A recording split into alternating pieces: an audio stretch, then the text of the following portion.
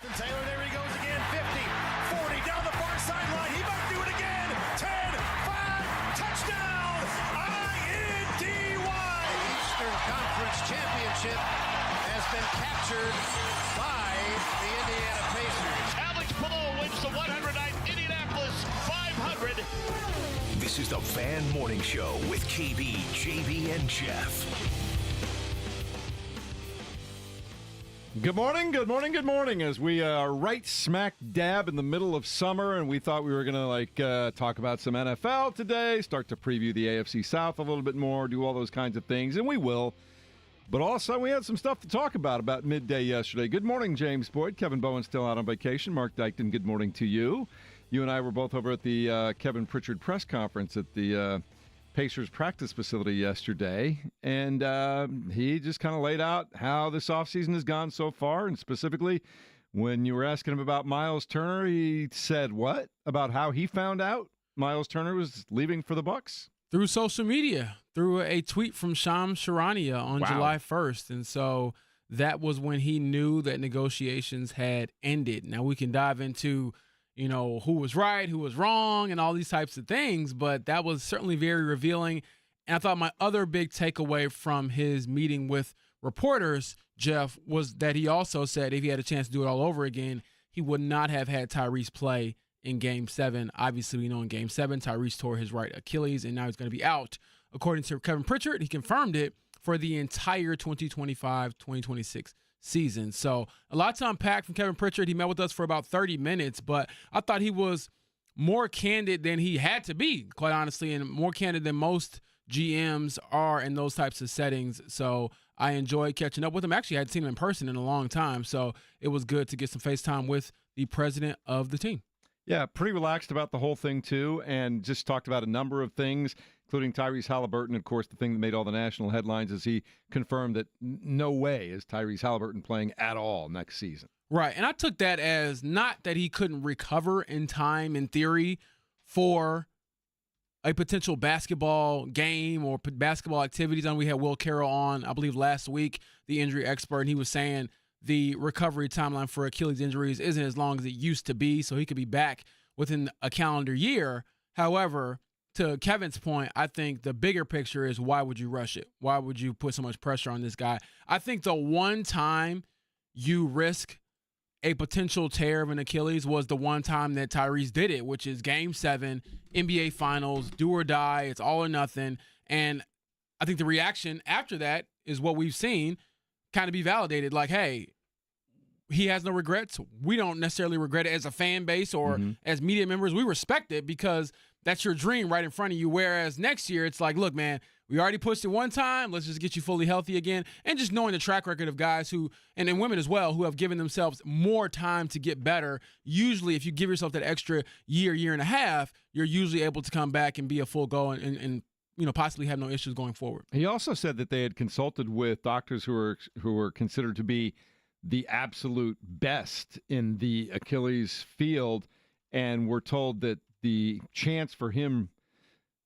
tearing that Achilles was low. Yes, I thought that was interesting too. Yes, that was a big takeaway, and that's really what I wanted to know. Was that a conversation that was had? And I don't know if it would have been crass to ask that question during the NBA Finals to Tyrese Halliburton directly, like, hey, by the way, I know you're getting ready for a Game 7, but have they told you could possibly tear your Achilles in this game? But now that it has happened, I just wanted to get that on the record. And again, he was transparent about it. But beyond the Tyrese stuff, which we already knew, that was already sort of a formality.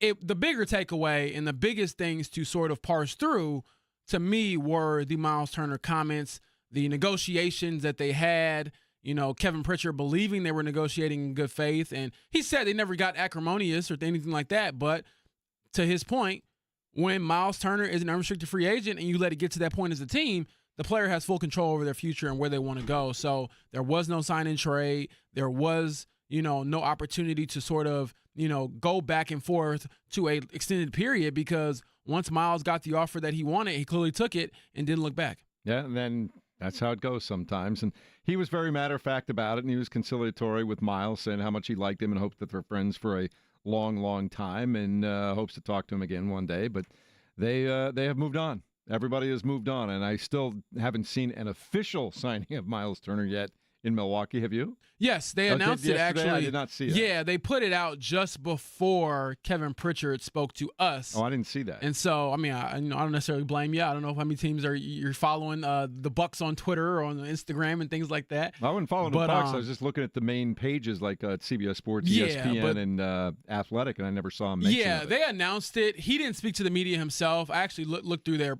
press release, and John Horst, their GM over in Milwaukee, he gave a typical generic statement. Hey, happy to have him, welcoming him and his family. But I believe Miles will meet with the media in the coming days. So that's when we'll get, hopefully, the real comments and sort of, honestly, Miles' side of the story. Yeah. Here's the other thing. I still have no idea how the Milwaukee Bucks think they're going to build that basketball team. They got dead money. $22 million of dead money every year for the next 5 years.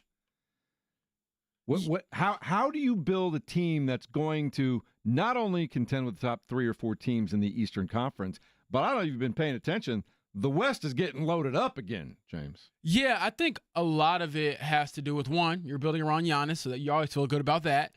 And on top of that, even talking to Eric Name last week from The Athletic, who covers the Bucks for us over at my other company, he was saying, he believes they're in that second tier now of Eastern Conference teams where you're not going to be on the same level as the Knicks or the Cavaliers, in theory, depending on how healthy they are after the Darius Garland injury, and obviously with the Knicks, Mike Brown taking over as head coach. However, they're better than they were last year, which I definitely agree with that. You got rid of Brook Lopez, who's aging and older. You put in Miles Turner, who's much younger and still a very effective big man, as we saw, struggle throughout the finals, but still a very, talented player, I think, and obviously his pay would reflect that. So I think that's a big factor in it as well. And sometimes, is it addition by subtraction? You move a couple of guys out, you get a couple guys to come in and accept different roles. Is that better for you? So he was just saying, the ability to have a little bit more youth on the roster helps that team a lot. And so do I think they're a contender with Miles Turner? No. Are they better? Yes. And so that's the difference there. Yeah, I don't see it. I can talk about all that stuff, and everything you say I get, but I also have seen them go out early to the Indiana Pacers the last couple of years.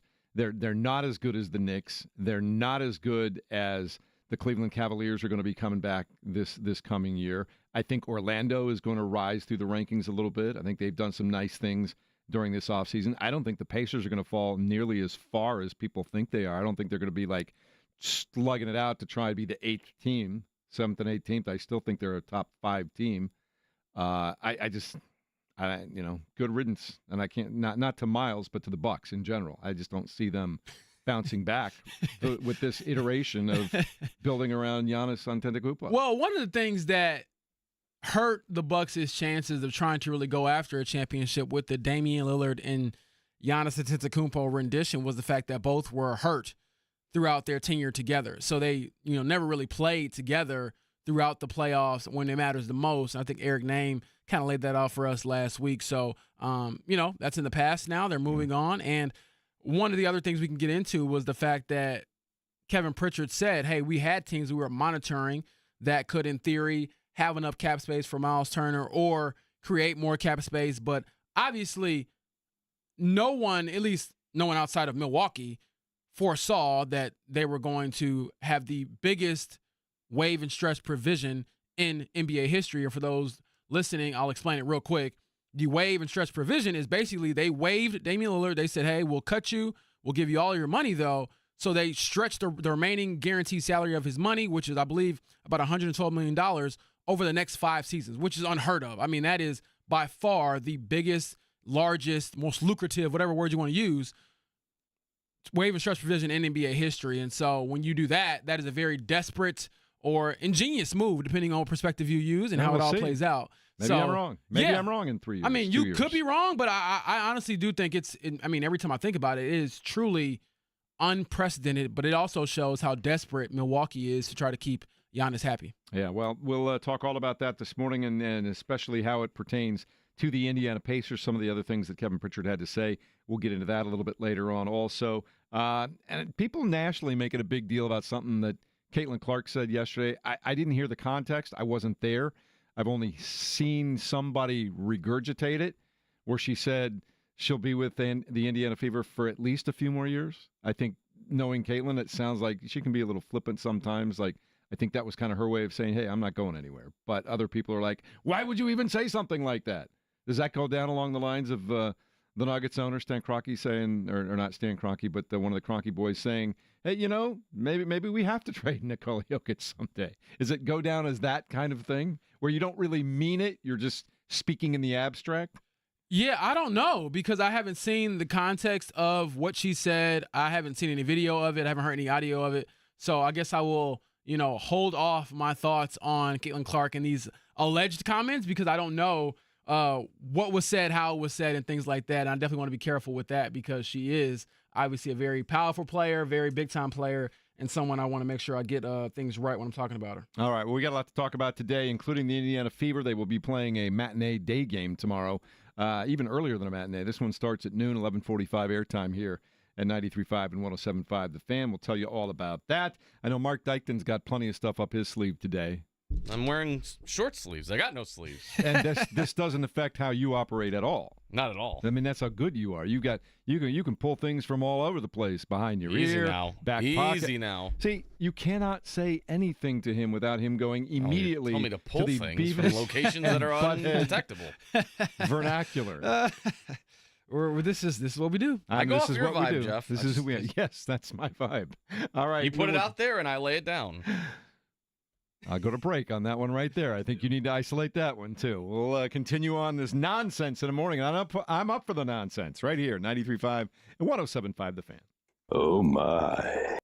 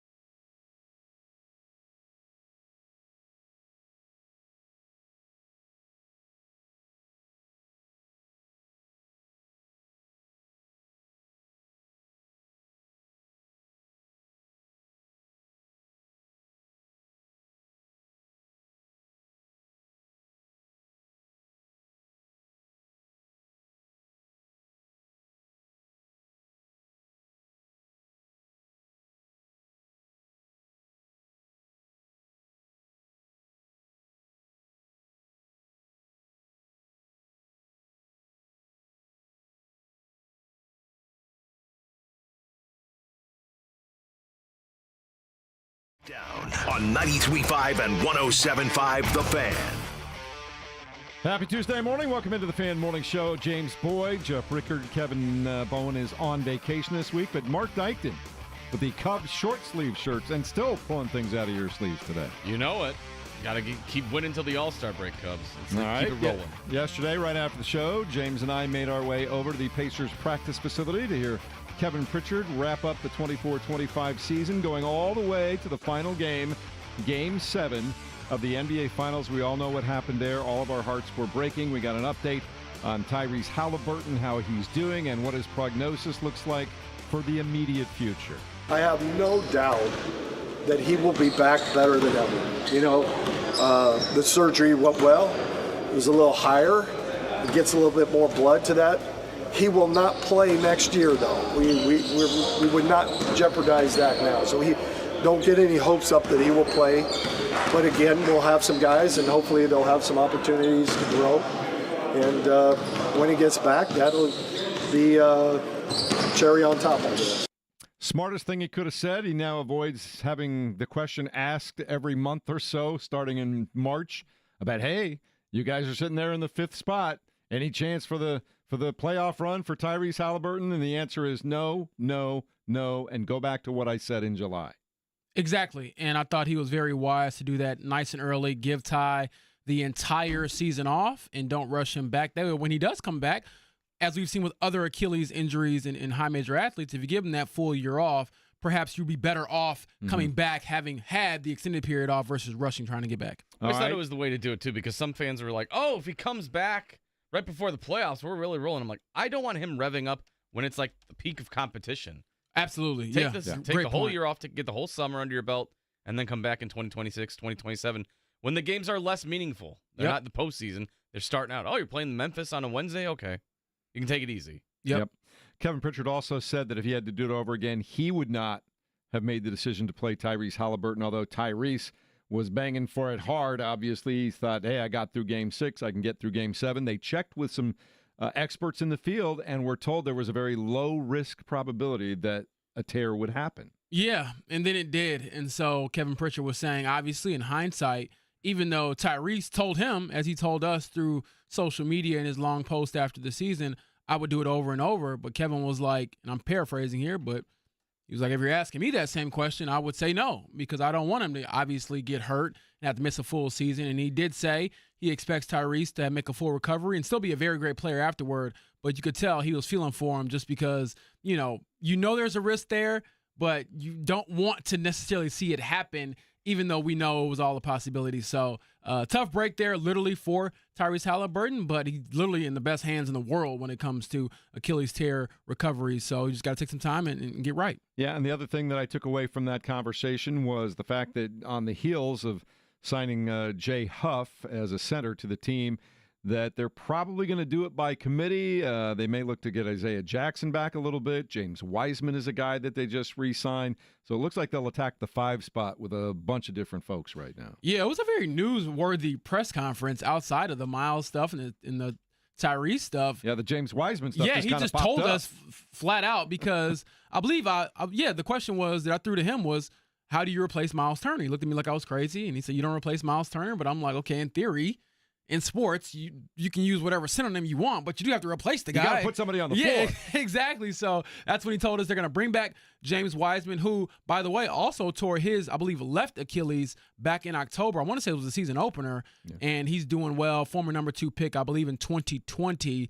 And so they're high on him, his athleticism, and he's kind of a journeyman in the NBA, but they're hoping that they can get a little bit more from him, obviously, than they got last season. So it'll be Jay Huff.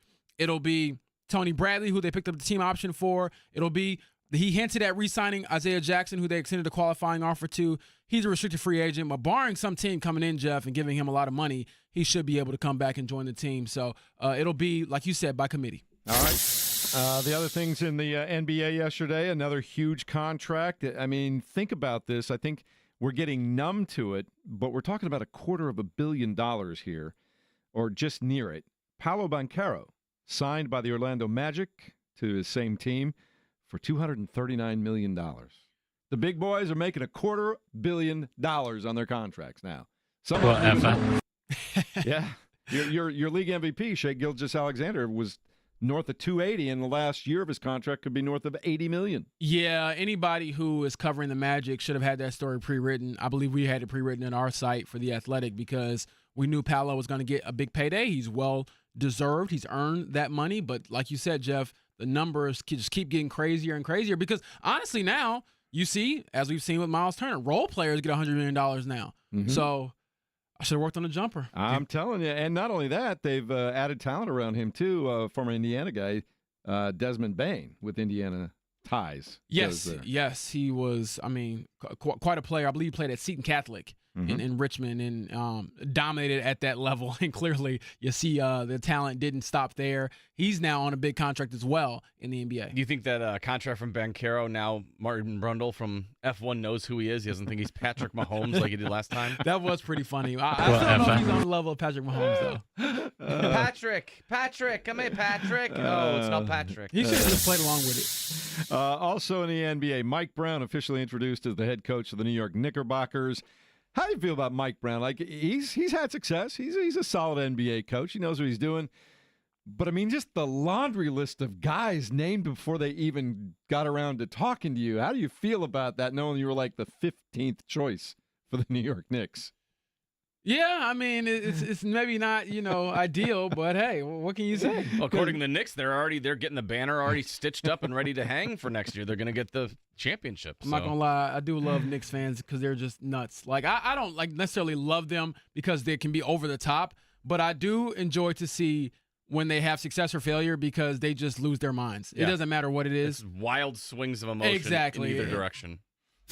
All right, in college basketball, we are hours, if not days, away from learning whether or not the NCAA wants to expand the field for both the men's and women's NCAA tournament. Don't do it. And we all know why. But, my goodness, these Power 3 conferences now, the SEC, didn't they have 14 teams in the tournament last year as it was, James? Yeah, my thing is, okay, obviously it's for money, but at what point does your product get watered down? Some of these first-round games still aren't that great to begin with, and I don't necessarily see this. Like, what's the point in expanding it to, what would it be, like 96 teams or something like that? Well, even if they go to 72 or 76, they want to take baby steps, and they're not going to stop there if they start to expand. I don't get it. I think the first 4 is kind of cool. I got on board with that, but I'm going to be the old man and say, get off my lawn this morning. 16. It's the first 16, James. Yeah, I can't do it. I think there are 2 things that are perfect in postseason sports. It's March Madness's tournament as it is right now, and it's the NFL playoffs. I think those are both perfectly fine. Don't touch them anymore. No more expansion. Of course, they will do both things. Yeah, because money always wins. Mm-hmm. Money always wins. The Reds did not win yesterday. Dropped a game to the Miami Marlins. 5-1 was the final score there on a fairly light day of Major League Baseball. The White Sox lost to the Blue Jays by a score of 8-4. Manny Machado joins the 2000 hit club. Seems like he has been around for a minute, too. Dang, he has been around for a minute. You said that? I'm like, isn't he like 23 still? Like, that's crazy. Wow. Anything else you want to throw in before we head off? No. Like I said, excited to talk more about Miles Turner, our perspective on how things went down. And honestly, a little nugget that I think we might have picked up on, Jeff, maybe not the masses did, when Kevin was asked one question yesterday. There was one question he did not go into depth for. So we'll get back to that after the break. We'll tell you what that question was and what the answer, non-answer may have been as we continue on the Fan Morning Show with KB, JB, and Jeff. KB off today. Mark Dykton doing his thing. Stay with us on 93.5 and 107.5 The Fan.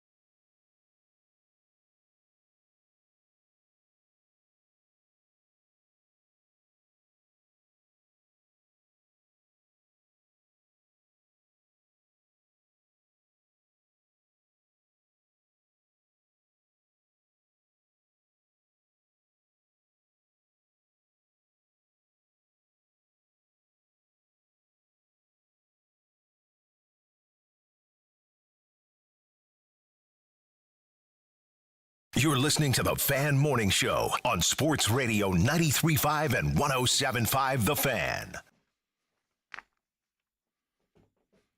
Good morning and welcome into a Tuesday here in Indianapolis as we sit high atop the circle, right in the middle of America's Crossroads, James Boyd. And I bring that up because America's Crossroads are about basketball, right? In 49 states, it's just basketball. This is Indiana. It's a little bit different here. And we spoke with Kevin Pritchard, the architect in chief, the team president for the Indiana Pacers yesterday, about the injury to Tyrese Halliburton, what the immediate future looks like, not being able to get Miles Turner back in, all of those types of things. And now in a state that is basketball mad for Purdue and Indiana and Butler and even Notre Dame and all kinds of great basketball in this state, we're talking about letting even more people into the NCAA tournament, which is, to me, 68 teams. Like, I'm with you. I got on board. I wasn't thrilled with it when they expanded to 68. I get it.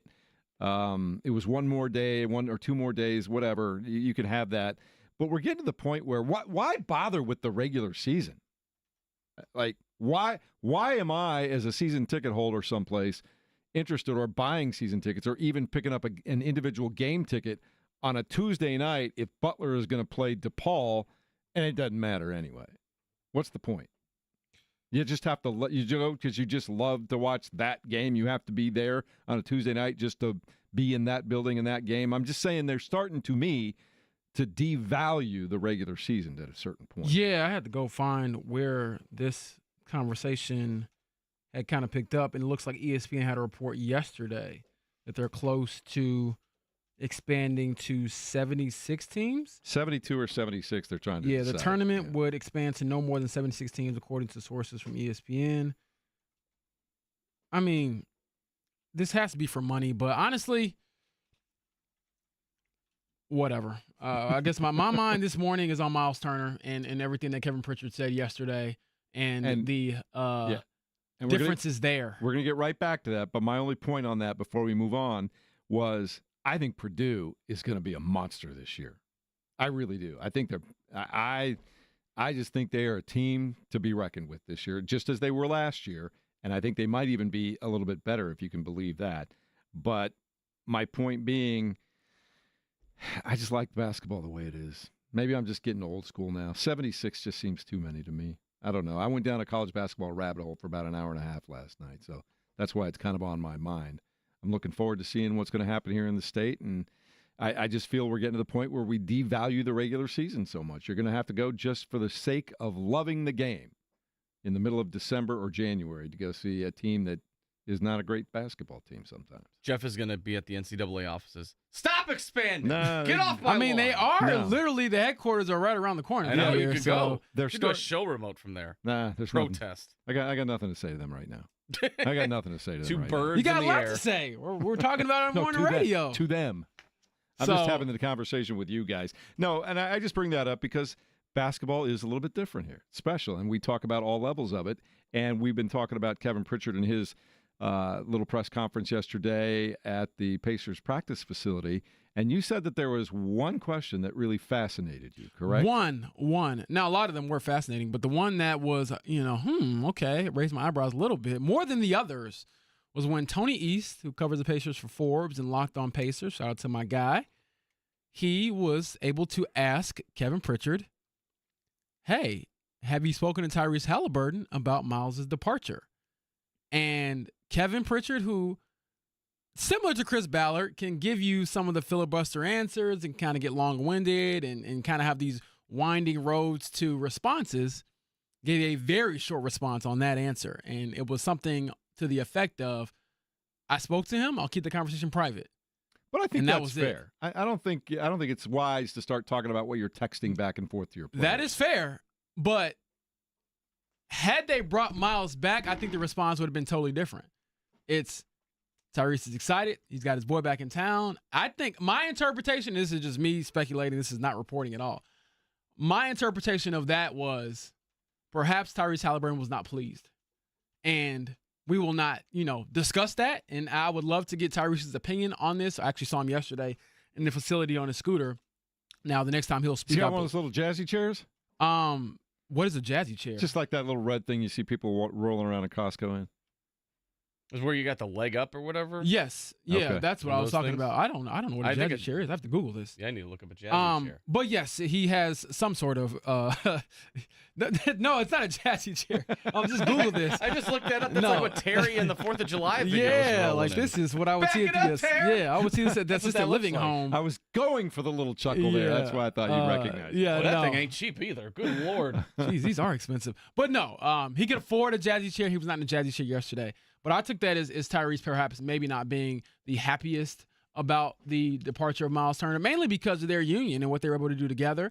Now, I would love to hear Tyrese's comments himself, and I don't think we'll hear from him perhaps until the upcoming season media day. I believe when you're injured, even if you're going to be out for a full year, you have to meet with the media before the season starts. Mm-hmm. And so we'll hear from him in a few months. But that was one answer. I was like, wow, you really gave no insight, no in-depth. There was no response of, we told him this.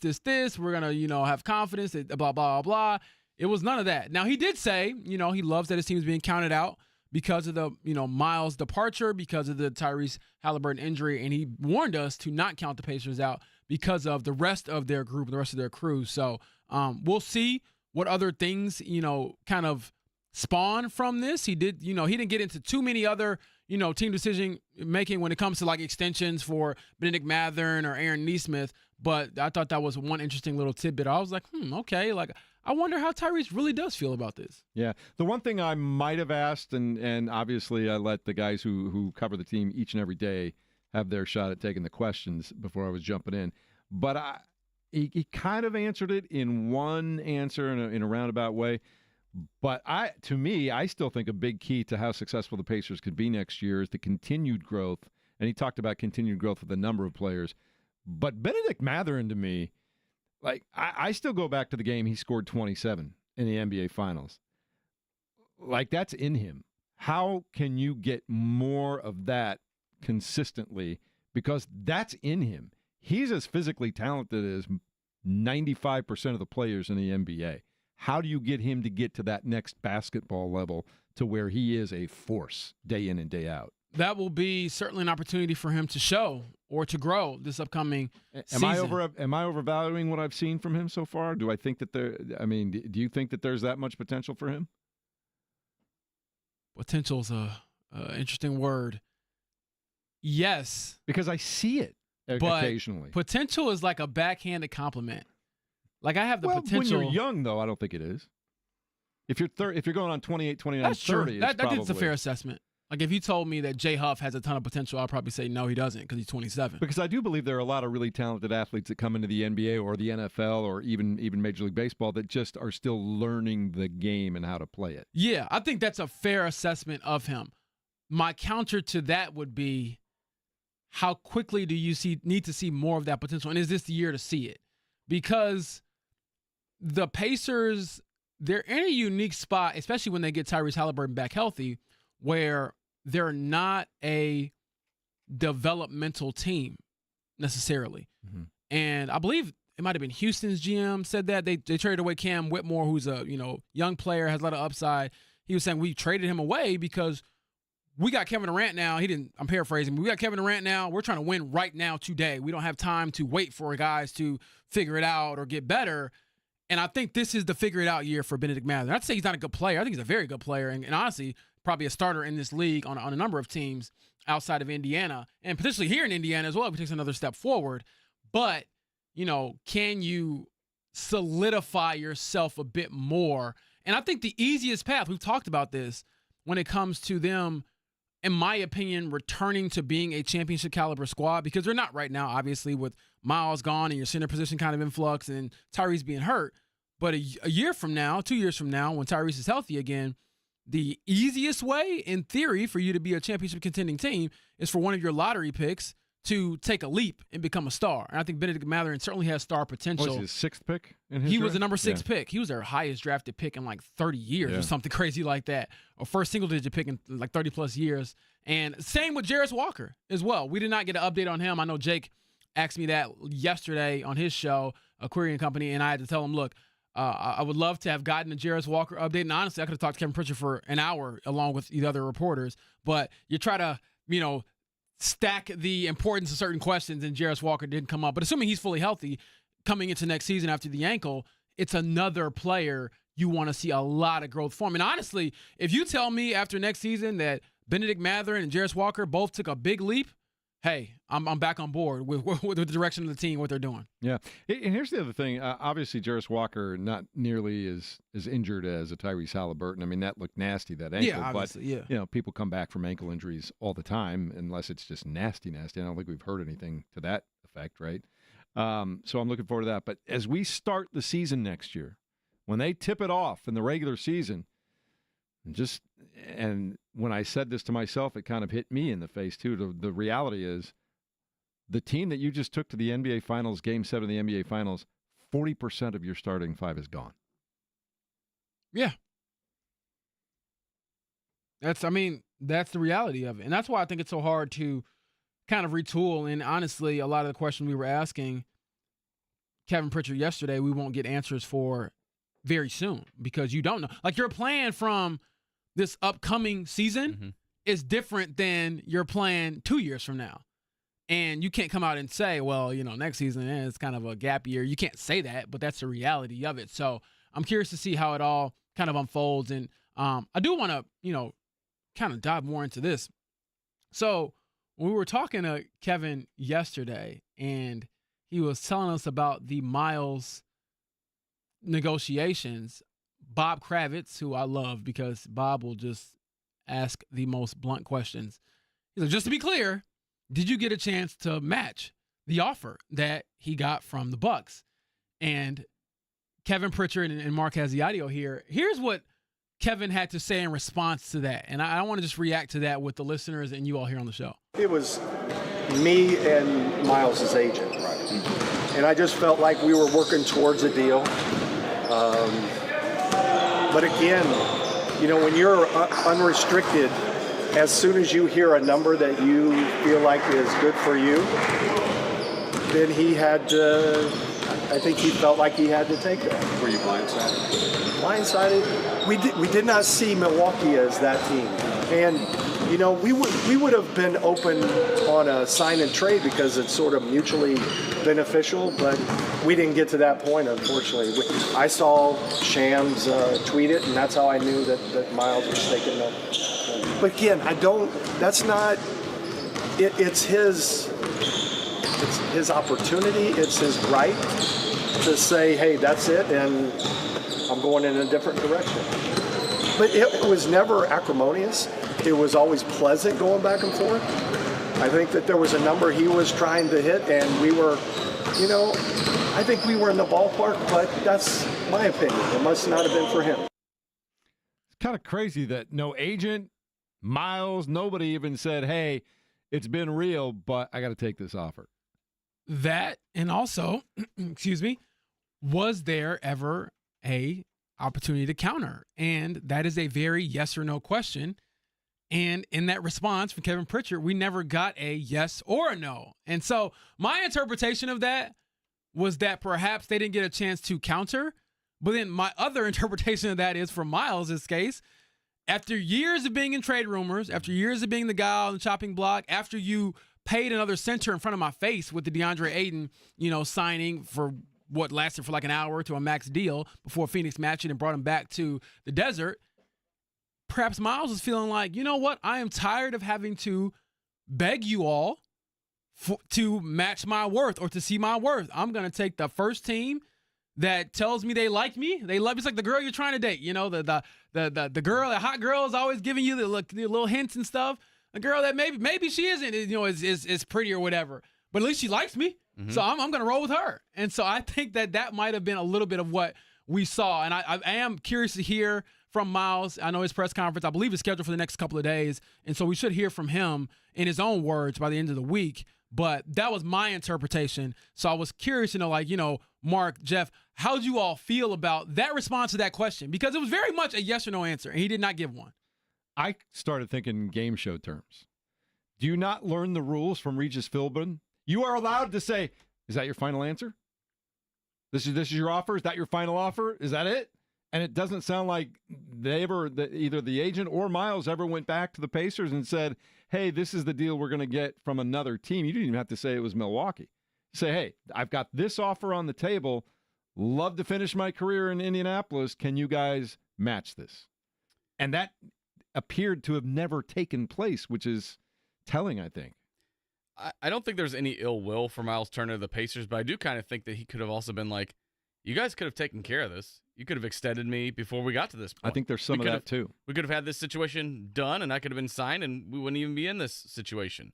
So I think the fact that maybe he had a certain number in mind, maybe the Pacers number that they offered wasn't even close to that. So he's like, well, there's no point in even attempting to go back. They're not going to come. If this is their first offer, they're not going to match what Milwaukee's offering. So I could totally see where he was kind of like, all right, well, if they're offering this, if I'm hitting the magic number of, $100 million plus, I don't think the Pacers are going to match that. I might as well go with Milwaukee, and I can team up with Giannis. I also think it's very interesting. I asked this question to you guys last week. I'll ask it again. Did Miles have a pretty good idea that he was not long for Indiana when he wrote that very stirring and compelling, what we now think of as a goodbye letter to the Indiana fans a couple of weeks ago? I don't think so. Jake threw the same question out there yesterday when I joined his show as a guest right after Kevin Pritchard spoke. And the reason I say that, Jeff. But you can't help but wonder, can you? Yeah, yes and no. But the reason why my mind kind of stops wondering is because of the Tyrese Halliburton injury. You can't predict that. I truly believe if Tyrese Halliburton hadn't gotten hurt and hadn't been hurt this severely, perhaps Miles is still a Pacer. And you don't have to go through this. They're willing to, pay the money up front, do all those things. I just think that you cannot necessarily predict that's going to happen. And because of that, I think that's literally the crux of why he perhaps is leaving. Not necessarily the money, but the fact that, and that's another question Kevin didn't really answer to a certain degree. He said, I don't think so, when he was asked, hey, did the injury affect how you were going to go about the luxury tax? And he said, no, we're going to go, I don't think so. We were willing to go deep into the tax. But just the Tyrese Halliburton injury factor, I think that's a part of it where I can't really get on board with that narrative. Well, and the other thing is I look at that letter, Indiana, like that felt like a dude that was safe and happy at home.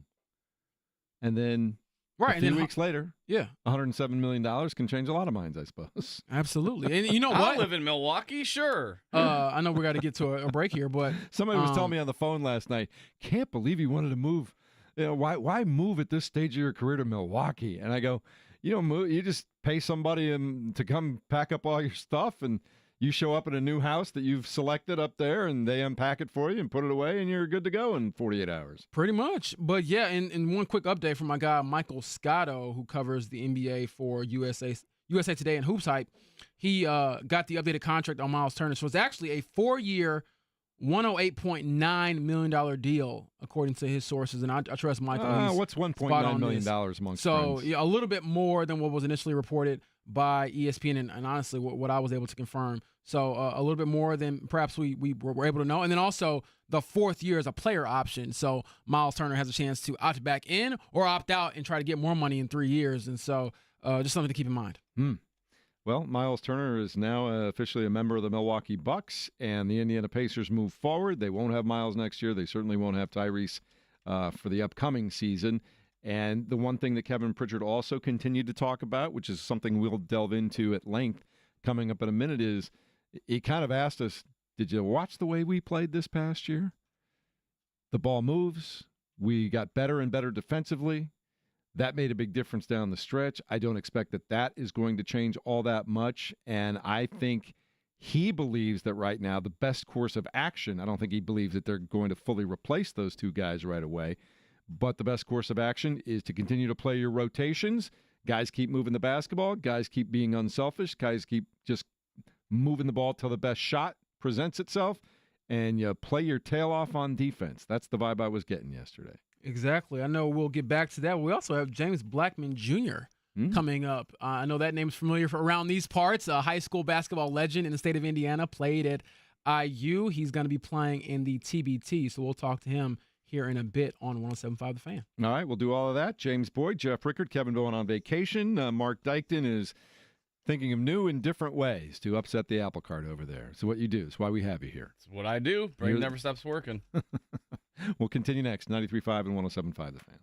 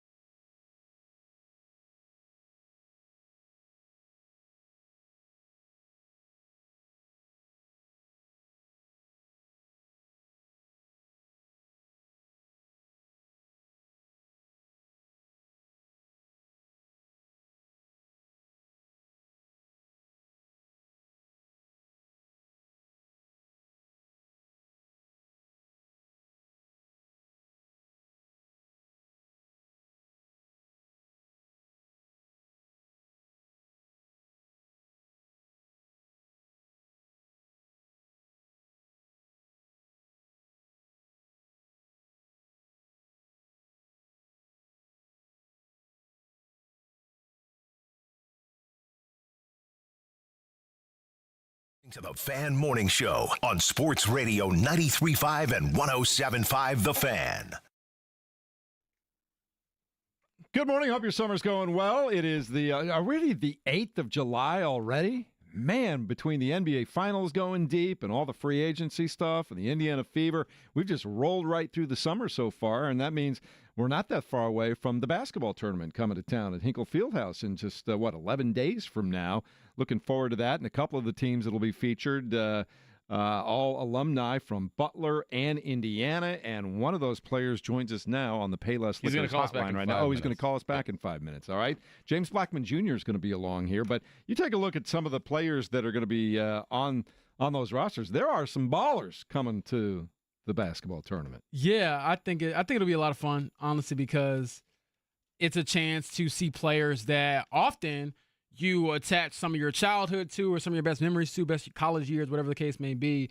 For example, I remember a lot of big shots Yogi Ferrell made in the IU uniform. I mean, James Blackman Jr., like I said, his entire family, I feel like they're just ingrained in Indiana basketball culture and history, as well as Yogi as well, playing high school basketball here. So it's a nice throwback in a way, but it's also some guys that can still really play, because most of these guys usually – They're still playing basketball in some capacity, in some organized fashion, and some of them are still professionals. And so I think James Blackman Jr. is, in my opinion, one of the best scorers on earth when it comes to putting the ball in the basket. And Yogi Ferrell isn't a slouch either. So it should be a very exciting time, and really a very I think affordable way to sort of see high-level basketball. Whereas sometimes NBA tickets and NFL tickets, whatever the case may be, to see professional athletes at the highest level can be kind of expensive. So in a perfect setting over there at the Fieldhouse too. Yeah, I'm looking at the roster here for Assembly Ball. Yeah, before we get to that though, I love that name. To your point about these players are all still pretty fresh. I mean, the oldest dude of the two teams that we're going to be talking about, Shelvin Mack. He only graduated like 14 years ago. So he's not over the hill by any means. He can still play. Yeah, no, he was a bucket. I saw him in the airport last season when I was traveling for a Colts game, and I remember seeing him. I was like, man, that's Shelvin Mack. Like, he's walking through the airport. Like, do people realize the greatness that is in front of him or front of them, and what he did for that school and what he did for this state? So, other names that you can kind of keep an eye out for. Miller Kopp, very recent IU player. He'll be on Assembly Ball. Juwan Morgan as well. I believe Juwan Morgan might have been a Pacer briefly. And I know he's had some NBA experience as well. And like you said, on the All Good Dogs side, that's their name for the Butler alumni team, they have Ty Gross, Bo Hodges, Sean McDermott. So a lot of names that should be familiar. Kamar Baldwin could ball. I don't know if you remember seeing him play, but that dude was fun to watch. A beast. I love Kamar Baldwin. He used to come on our show all the time, too. Remember that, Mark? He was great. He was terrific. So, yeah, I'd count me in. I like that stuff. I'll be paying attention to that. So that's the basketball tournament. We'll be talking to James Blackman Jr. about that coming up in a minute. But again, it's one of those great ideas that's played at just the right time and in just the right place. You go over to Hinkle Fieldhouse, that's the perfect place to see some of these guys who still play pretty much the top of their game. I mean, these are guys that are not, they're in no way, shape, or form are they has-beens, to say. Better name, All Good Dogs or Assembly Ball? Assembly Ball. Assembly Ball. I like all good dogs. All Good Dogs. Yeah. I mean, those are two very good names. I'm partial to blue, though. I am. That's fair. I think a lot of people are. That's a good reason to be partial. But yeah, I'm excited to see it all kind of go down. And then for those who are unfamiliar, the basketball tournament, I believe the prize up in the recent years has been like $1 million if you win the tournament and you split it among the players. And they have what we call the Elam ending, which it gives you a target score. So once you reach a certain point in the game, it kind of turns into what you would see at like a pickup setting at the YMCA, at the Ursay YMCA downtown, if you're familiar with that, where you're not playing to run the clock out, you're playing to reach a score. So, for example, you'll get to the last, 5 minutes of a game or something like that, and then they'll put a cap on the score and say, hey, all right, from this point on. First one to 90 wins. Yeah, first one to this number regardless wins. of what the score is at that point. So exactly. It could be 82-70 at that point in time, and they tell you, okay, team that's trailing, you got 5 minutes to get to get to 90, and whoever gets there first wins. Yeah, and it usually creates a lot more theater and a lot more sort of a March Madness feel to it with last-second shots. They tried that at an NBA All-Star game not long ago. Yeah, and I thought it was successful. I think it. they should bring it back, whereas we've seen the NBA All-Star game, and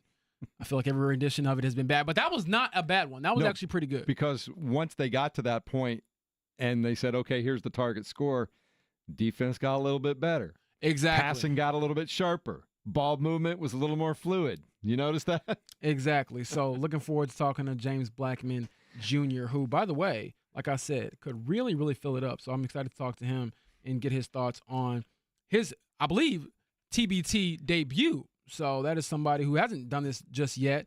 And so he'll be taking some pointers, I'm sure, from others in the tournament. But again, it's essentially like a NCAA tournament style where it's, one game elimination. And you're trying to advance for, you're trying to advance for the money. And so we'll talk to James Blackman Jr. about that coming up in a minute. I'll be interested to see what some of these guys have to say about tournament expansion in the NCAA. My guess is the players are like, hey, one more tournament game, I'm good. I don't think the players are all that worried about it. Nah, not at all. I mean, they live and breathe this stuff, so I'm excited about it. And I do believe it is, I want to say it's more than 8 teams. 1, 2, 3, Is it 4. more than 8? Yeah, it's way more than 8. I was looking at the top 8 seeds, I guess is what I was looking at. It's a little I think it's that. what goes from the 19th to the 23rd, correct? And they just keep continually playing. Yep. And so it should be I'm sorry. I was looking at the list of the top 8 seeds. So I'm looking at here. Yeah. They wrap up. It looks like August 3rd is the TBT final. So this will be a few weeks, and we'll see Assembly Ball get after it pretty soon here, as well as all good dogs. Yeah, I'm looking forward to that. We'll talk to James Blackman Jr. when he becomes available, coming up in just a moment. If you missed it yesterday after the show, James and I made our way over to the Pacers practice facility, which is just beautiful to walk in. Every time I go in there, and I've been there, I don't know, half a dozen times, it's just a beautiful facility. It's gorgeous. Yeah, it's nice. I love it. Very nice facility. Kevin Pritchard kind of wrapping up the entire season, talking a little bit about Tyrese Halliburton, an update on him. A lot of questions about Miles Turner and what happened there. I noticed in your article today, it was basically what you focused on was he was blindsided by the Miles Turner signing in Milwaukee. Yeah, I mean, Kevin Pritchard said it himself. He said he was, quote, shocked that not necessarily that perhaps Miles left. It was just the way he found out. It was through social media. It was through Shams Charania, the ESPN mega reporter for the NBA. And so when you found out in that fashion, I don't see how you wouldn't be a bit surprised, especially when you thought you were trending toward a deal. So like I said, I'm very curious to hear Miles' side of the story because there's always two sides to it, and perhaps the truth of the matter is somewhere in the middle. But Kevin Pritchard gave us his side. I don't think he has a reason to lie at all, but at the same time, what aren't you telling us that perhaps Miles would be willing to share? And so, the bottom line is, though, I think one of the other big takeaways I had was the Bucks did something that no one has done in NBA history. And so on one hand, I do hear some of the fans when they're saying, well, Pacers got what they deserve because they didn't want to pay him. And, some fans are saying, well, we don't want to pay him anyways. But for the ones that did want to retain Miles Turner, like, well, you dropped the ball because you didn't pay up. You didn't fork over the money, perhaps from the onset of negotiations. However, they were blindsided by a move that is truly unprecedented. You've never seen it before, to waive and stretch that amount of money, to waive a guy and then take his remaining $112 million and stretch it over the next 5 years, where you're going to have a dead cap hit of $23 million, essentially, if you round up, for the next 5 years. $23 million, essentially, to pay a player you're not going to have on your roster. That is unprecedented. It's kind of crazy. And it could come back to...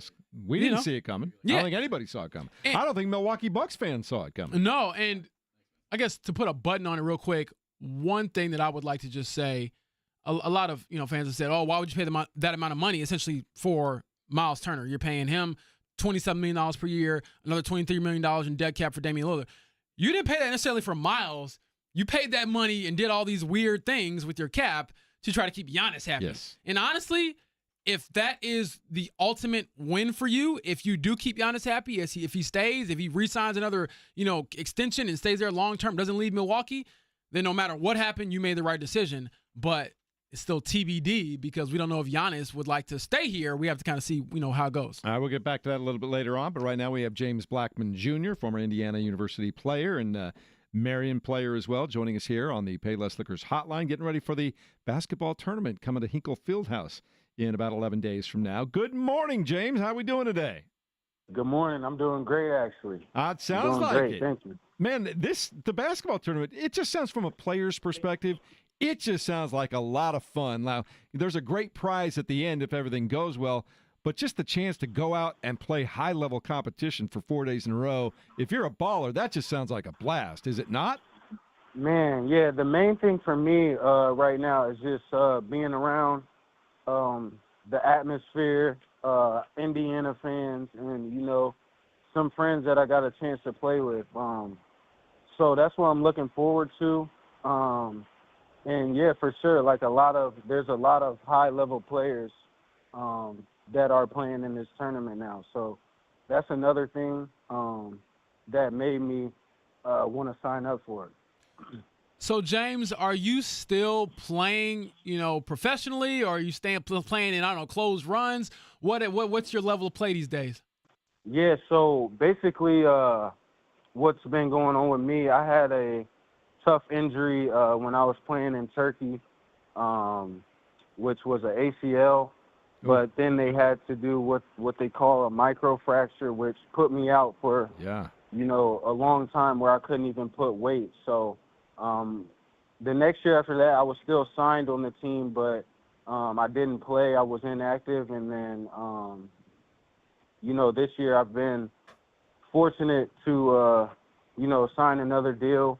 I leave in August. So that's what I'm trying to work out with my team because I'm just now, feeling 100% and getting comfortable. So I've talked with, TBC staff, the IU staff, and my team in Europe, and we're all kind of just, they know that the most important thing for me is this upcoming season in Europe. So I may be playing short minutes or I may not play, but I'm definitely going to be there with the guys.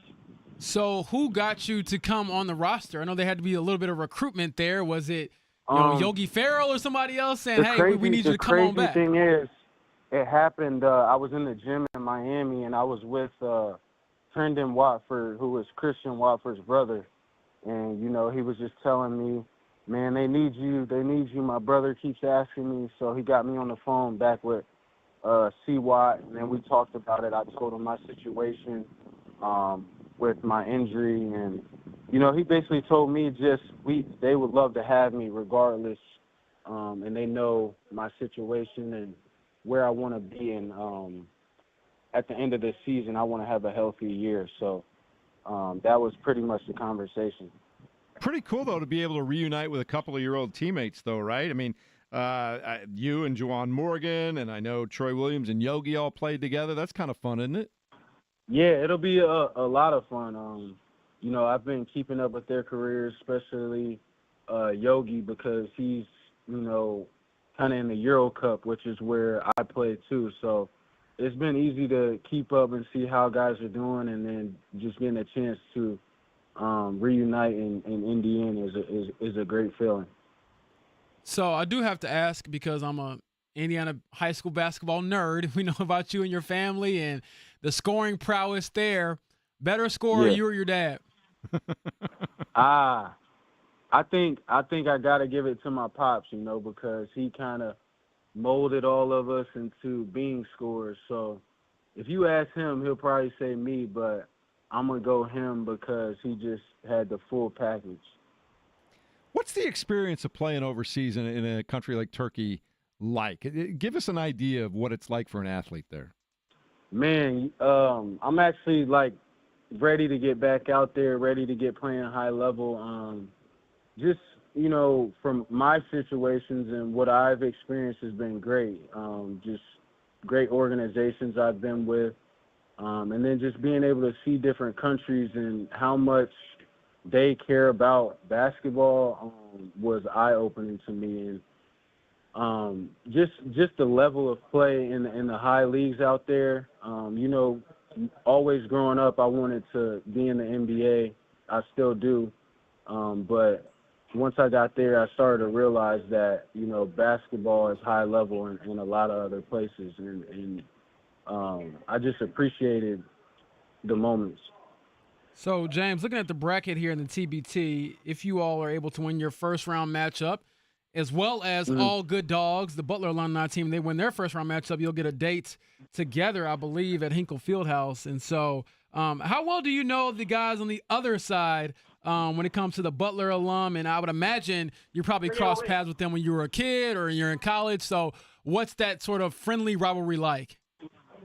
Yeah, for sure. We've always had a rivalry with Butler, just being an hour down the street.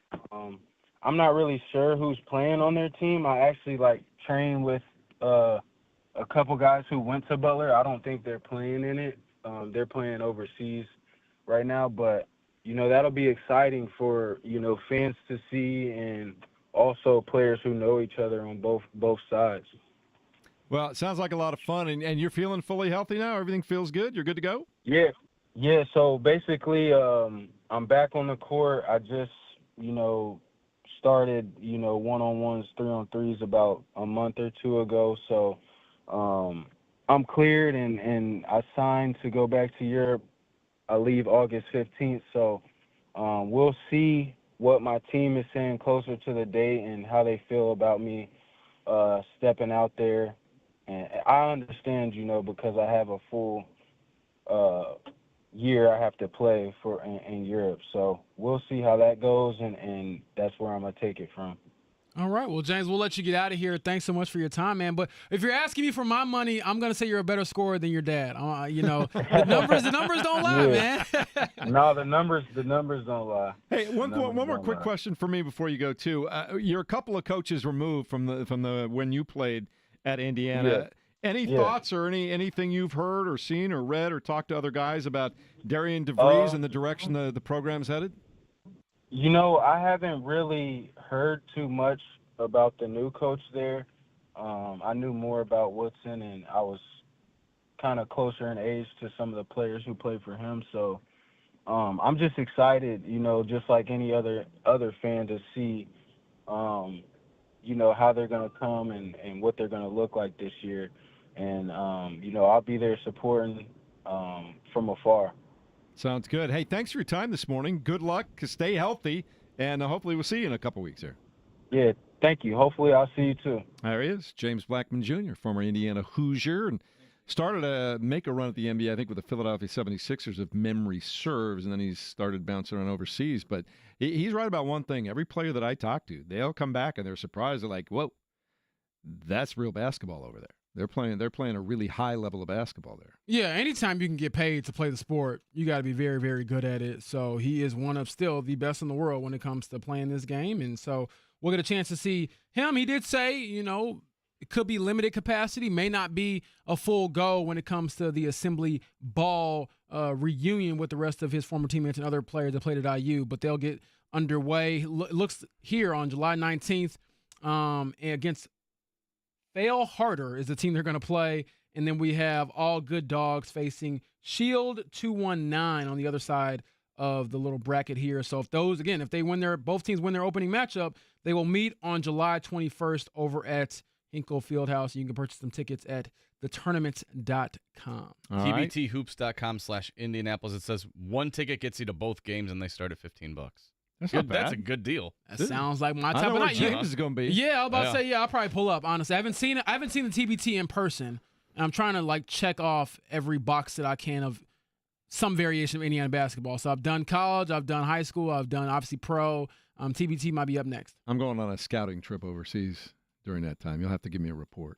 You got to tell people where you're going. We'll talk about that a little bit later on. In the meantime, though, let's check it down, Mark Dayton. See what's happening in the world. The Morning Checkdown on 93.5 and 107.5 The Fan.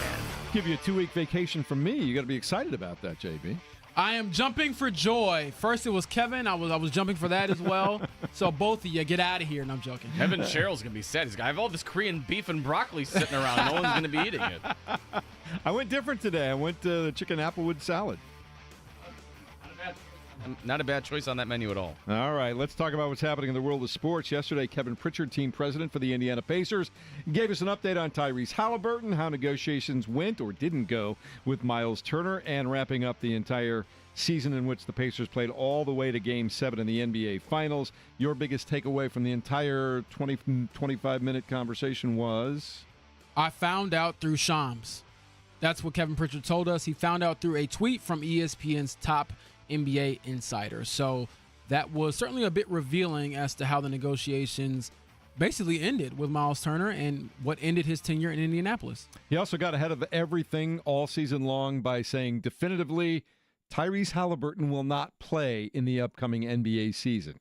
Yeah, will not risk it, which is, I believe, the wise decision and puts all that to bed. I got a lot of, well, duh responses when I tweeted that out, but the reason I even wanted to get him on the record about that was to, well, duh, put it out there. And he was happy. He anticipated that question. Yeah. He had the answer ready. And the reason is you say it definitively now, and it's not a distraction now for the rest of the season. Exactly. And so that's why he gets ahead of that. He does that. Also talked a little bit about being blindsided by Miles Turner signing with the Milwaukee Bucks, saying he found out about it on a tweet from Shams Charania. Yeah, just broke that down for you, and I honestly think that it is – I want to hear Miles' side. That's all I want to say. I want to hear Miles' side because it can look optically very bad, but like I told you all earlier, my theory is that if you didn't, come with the right level of offer in his mind initially, then why would he go back to you to beg for the money he got elsewhere? So that's my interpretation of it. Now, that's not reporting at all, but I do want to perhaps report more when we hear from Miles Turner. Now, I haven't seen this very often, James, but I have seen this happen in a couple of different sports. Sometimes when you're recruiting a free agent and a guy that maybe has some options, 2 or 3, you bring him into your building and you make the best offer you can possibly make that you don't think anybody else can match.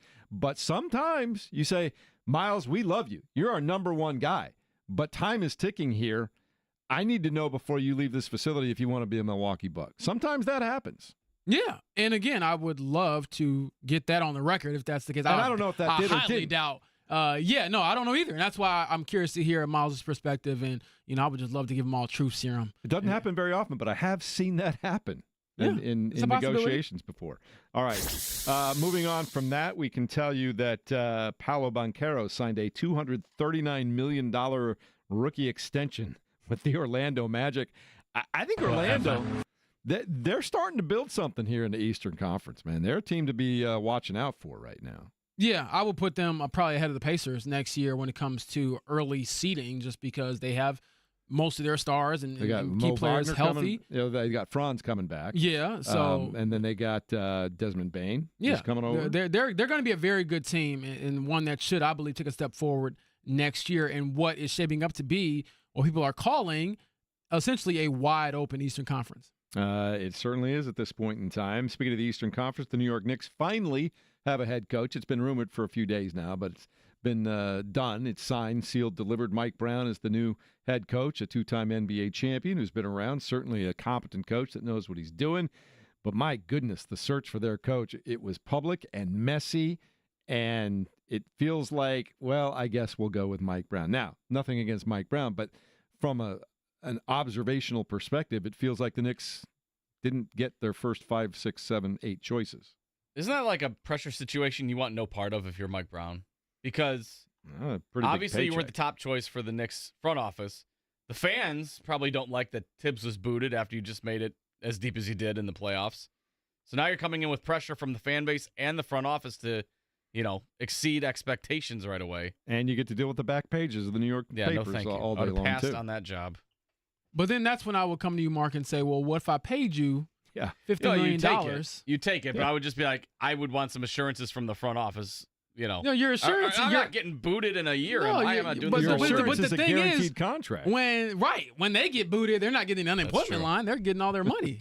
Does the check clear? One of my favorite stories of all time, many years ago, I worked with the former head coach, Doug Moe. You remember him. Doug, at one point, when he was working at the radio station with us, was getting paid by the Denver Nuggets, the San Antonio Spurs, and the Philadelphia 76ers. simultaneously. It's good work if you Give get me it. that Bobby Bonilla And deal. real quick, I don't want to sell Mike Brown short. He is actually a 4-time NBA champion as an assistant. So But he you add got up his assistant stuff too, yeah. Yeah, but he was never a NBA champion head coach. He was a 2-time NBA coach of the year, never a champion Coached as a head in the coach. finals, I should say.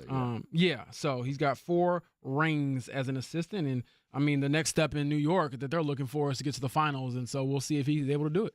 I think that they got some work to do over there, but they played into the NBA playoffs. They're in a good position considering where the Pacers are, and they're injured. And but the Knicks, don't you just feel like the Knicks are always going to flame out somewhere along the way?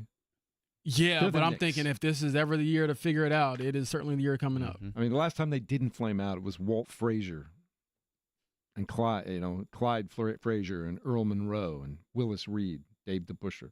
Yeah, 1973 was the last championship, I believe. Yeah. All right. Anything else you want to throw in before I give you the sad news about the Cincinnati Reds losing to the Marlins 5-1? The only thing I would add is that, unsurprisingly, DeWanna Bonner expected to sign with the Phoenix Mercury later today. So shocking, but she's going to find her new home in Phoenix. Yes, she's going to rejoin her fiance, which is why Mark said it's not surprising. They spent, I believe, the last 4 or 5 years together with the Connecticut Sun before they both are now going over to team up again in Phoenix. It won't happen, but I need a Fever Suns finals now in the WNBA. I'll take a game. I actually want to check the Fever schedule because they do play. I looked this up when I was doing Indiana Sports Talk. The Fever or the Mercury come to Indy. I want to say the end of July. Okay, so that could be an interesting reunion there. I would think. Yeah, boy, we'll be in the building for that one. All right. Yeah, I'm looking at July 30th. Mm-hmm. I'll be there. Inject that into my veins. Yes. We heard from Kevin Pritchard yesterday. We've been talking about that. We'll let you hear from the man himself and some of the things that he had to say as we continue next on 93.5 and 107.5 The Fan. Okay.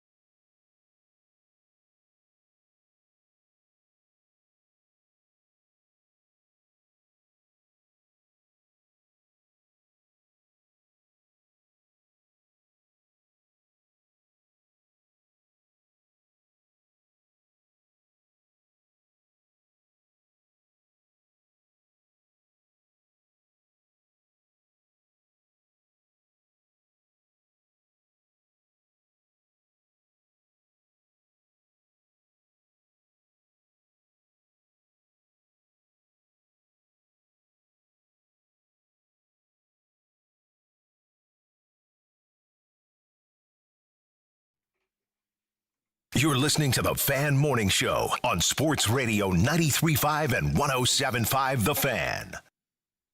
High atop the circle in downtown Indianapolis with James Boyd. I'm Jeff Pritchard. Mark Dykton in attendance as well. And we are coming to you from the DriveHubler.com studios. And James, I still want to see you swing a golf club, man. So I won't be able to do it because you'll be out of town for a Colts-Ravens game August the 7th when we're all out having a good time, probably telling stories, talking about you and all that kind of stuff. Yep, I have work to do. We have work to do that day, too, Mark. We'll all be out at Legends Golf Club for the Fan Golf Invitational. All you got to do is sign up. That's how you get your invitation. Go to 1075thefan.com, and there's a place you can sign up for the golf tournament. We're excited about it. We're teaming up with the Franciscan Foundation, which is just an unbelievable foundation that helps out so many different people in so many different ways. So it's more than just golf, but you're just going to be able to hang out with all of us. Kevin's going to be there. I'll be there. Jake, JMV, Mark, you're going to be there. When's the last time you swung a golf club? Probably August, I think. Okay. Or maybe I've done a driving range here or there, but actually played like 18 holes of golf was last August. So it's been a while. Got to blow the dust off of those clubs. It's coming Thursday, August the 7th, so you still have some time, but the slots are starting to fill up. It's at the Legends Golf Club. The Franciscan Foundation is going to be the beneficiary. Really excited about that. You even have a chance to win a set of Mizuno golf clubs if you get closest to the pin. I think JMV's buddy is going to have a portable basketball goal out there, so you can maybe take some free throws to try and win prizes or things of that nature. So it's going to be a lot of fun, and it's just going to be a typical great day on the golf course. So don't miss your chance to make a difference with every single swing that you take. 1075thefan.com. Check it out today. Yesterday, we spent some time over at the Pacers practice facility. If people are just joining us and really haven't heard all that much about it, Kevin Pritchard got together with the local media, the folks that cover the team, and just talked about the Tyrese Halliburton situation, Miles Turner leaving for the Milwaukee Bucks, kind of a lay of the land for what the team is probably going to look like next year. And of all those things, I think what was most fascinating to us is just how the whole Miles Turner thing went down, James. Absolutely. And Mark, I believe you have some audio that we can give you all to sort of let you into this press conference. So let's start with the fact that the narrative around this, Jeff, was always about the money and how much were they willing to pay. And I think Kevin Pritchard gave his side or his perspective on the luxury tax and things of that nature regarding Miles Turner. I don't want to get into the specifics of Miles because the truth is he gave 10 great years here. I loved having him be here. I hope I'm friends with him for a long time. I know this, that Herb Simon and Stephen Rails and the Simon family were fully prepared to go deep into the tax to keep him. And we really wanted to do that. And we were negotiating in good faith. But what happens in this league is sometimes you're negotiating, but because a guy is unrestricted, he has the right to say, that's the offer I want, I'm going to take it, and that's best for my family. And again, we were in good faith negotiations. It was a little surprising that, how Milwaukee created that. I don't know if, we always say in our conference room, there's cap teams that have cap space, and there's shadow teams that have cap space. You can go get, but it becomes very challenging by buying out or making trades, and hat tip to Milwaukee to do that. So I think the most important thing is we were deep in conversations with Miles, and then we saw that he'd accepted an offer with Milwaukee, and again,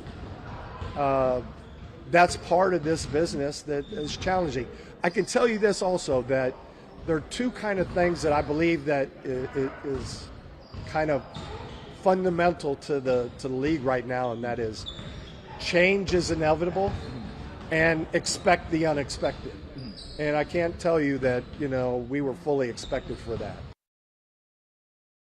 Pretty interesting. And you start to hear what he had to say, and in a nice way at the very beginning. I thought he kind of said that, hey, we were doing everything we could. We were negotiating what we thought was in good faith, and it sounds like Miles found an offer in a place that he wanted to go, and that was that. Yeah, and they were, according to Kevin Pritchard, willing to go into the tax. Now, the more complicated answer he gave later on was, about thresholds and second apron and things like that. But the bottom line is he was saying we were willing to go right up to that mark before we entered the second apron, which provides a lot of restrictions on NBA teams and movement, which is why you see some teams like Boston offload so many contracts. But that was the perspective that he gave on the situation. And the bottom line is Miles controlled his future, like Kevin pointed out. It doesn't matter if he wanted to, even if he wanted to leave and you said, hey, would you do a sign and trade with us? That all comes down to Miles's willingness to do so, which he was like, you know what? They got enough money to sign me outright. I'm going to go make sure that I, get all my money that I want to, and I'm gone. Thank you for the 10 years, but I'm out of here. So I don't necessarily blame him for leaving or even leaving in the manner that he did. At the bottom line is, if someone offers you 4 years, $108 million, and you have a player option for the final year, you get to decide if you want to stay there after 4 years. That's a lot of power to then, perhaps give up to stay in the place that, drafted you. The other thing that Kevin was asked about, his reaction when he found out about this through a tweet from Shams Charania, what his reaction was when he saw that tweet. I think I was shocked. I mean, if I'm being perfectly honest, again, I thought we were kind of going back and forth in an open way, and we've done big deals with that agency, and they're great guys. I enjoy doing business with them, and we'll be doing more business with them. But Miles must have heard something in that said, I'm going to take it right now. That's pretty true. He must have heard something in it that said, I'm going to take it right now, because he did. Yeah, I probably heard a lot of commas. And, yeah, that will make me sign on the spot as well. I also think that when you, again, even when you're like an average human and you're going through contract negotiations with certain companies and things like that, if someone offers you more money right out the gate and you don't have to necessarily beg for it with your old company, how many times do you go back to the old one? I mean, that's just the reality of the situation. So I think perhaps we, at least I'm speaking for myself, I might have even maybe overstated or overthought Miles's love of Indiana and the Pacers when it comes down to just cold hard business, where he was like, you know what, I've given everything to this franchise for 10 years. And now it's time for me to, do what's best for me and really control my future, which a lot of athletes don't necessarily have the chance to do, because it's very rare for a player of his caliber, quite honestly, to reach unrestricted free agency where he's able to just pick and choose where he wants to go. All right, so that's part of what Kevin Pritchard had to say yesterday when meeting with the media. The other thing, he did talk about, just surprised he never even got a chance to match the offer when it was all said and done. It was me and Miles' agent, right? And I just felt like we were working towards a deal. But again, when you're unrestricted, as soon as you hear a number that you feel like is good for you, then he had to, I think he felt like he had to take that. Were you blindsided? Blindsided? We did not see Milwaukee as that team. And we would have been open on a sign and trade because it's sort of mutually beneficial, but we didn't get to that point, unfortunately. I saw Shams tweet it, and that's how I knew that Miles was taking that. But again, that's not, it's his opportunity, it's his right to say, hey, that's it, and I'm going in a different direction. But it was never acrimonious. It was always pleasant going back and forth. I think that there was a number he was trying to hit, and we were, I think we were in the ballpark, but that's my opinion. It must not have been for him. Miles basically said, it's not you, it's me. I'm gone. Yeah. Kind of what he did. Yeah, I don't necessarily blame him for that. So I know we got a break coming up here pretty soon, but we can definitely dive into that more when we come back. Yeah, we'll talk to some folks on the phone lines, too. They've got thoughts about Miles Turner and the Pacers and everybody else moving forward. 239-1070. It's the Fan Morning Show, live from the DriveHuler.com studios right here at 93.5 and 107.5 The Fan.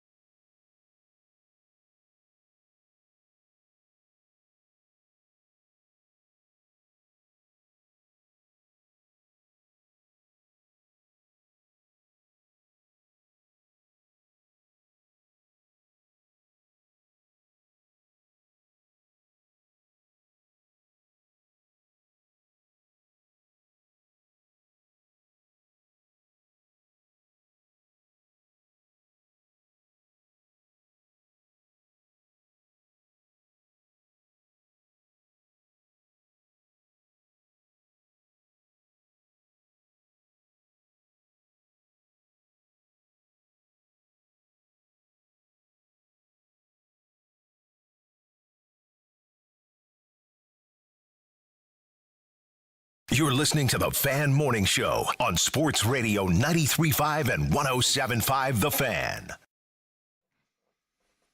Started off Club 93.5 there for a moment there. DJ Glow Mark over sticks there. going. Yeah. Dropping some acid. We were having good times. Whoa, that escalated in a hurry, didn't it, I'm just saying. Man. Hey, I feel like I'm in the snake pit. I was going to say, Jeff at the snake pit. I'm telling you, we need when our broadcast next year, all three of you need to be in different locations for Carb Day. Okay. I'm down. Kevin can be cracking beers at the Pagoda Plaza. Jeff has to be in the snake pit doing live hits, and then James can just like wander around and see what he could find.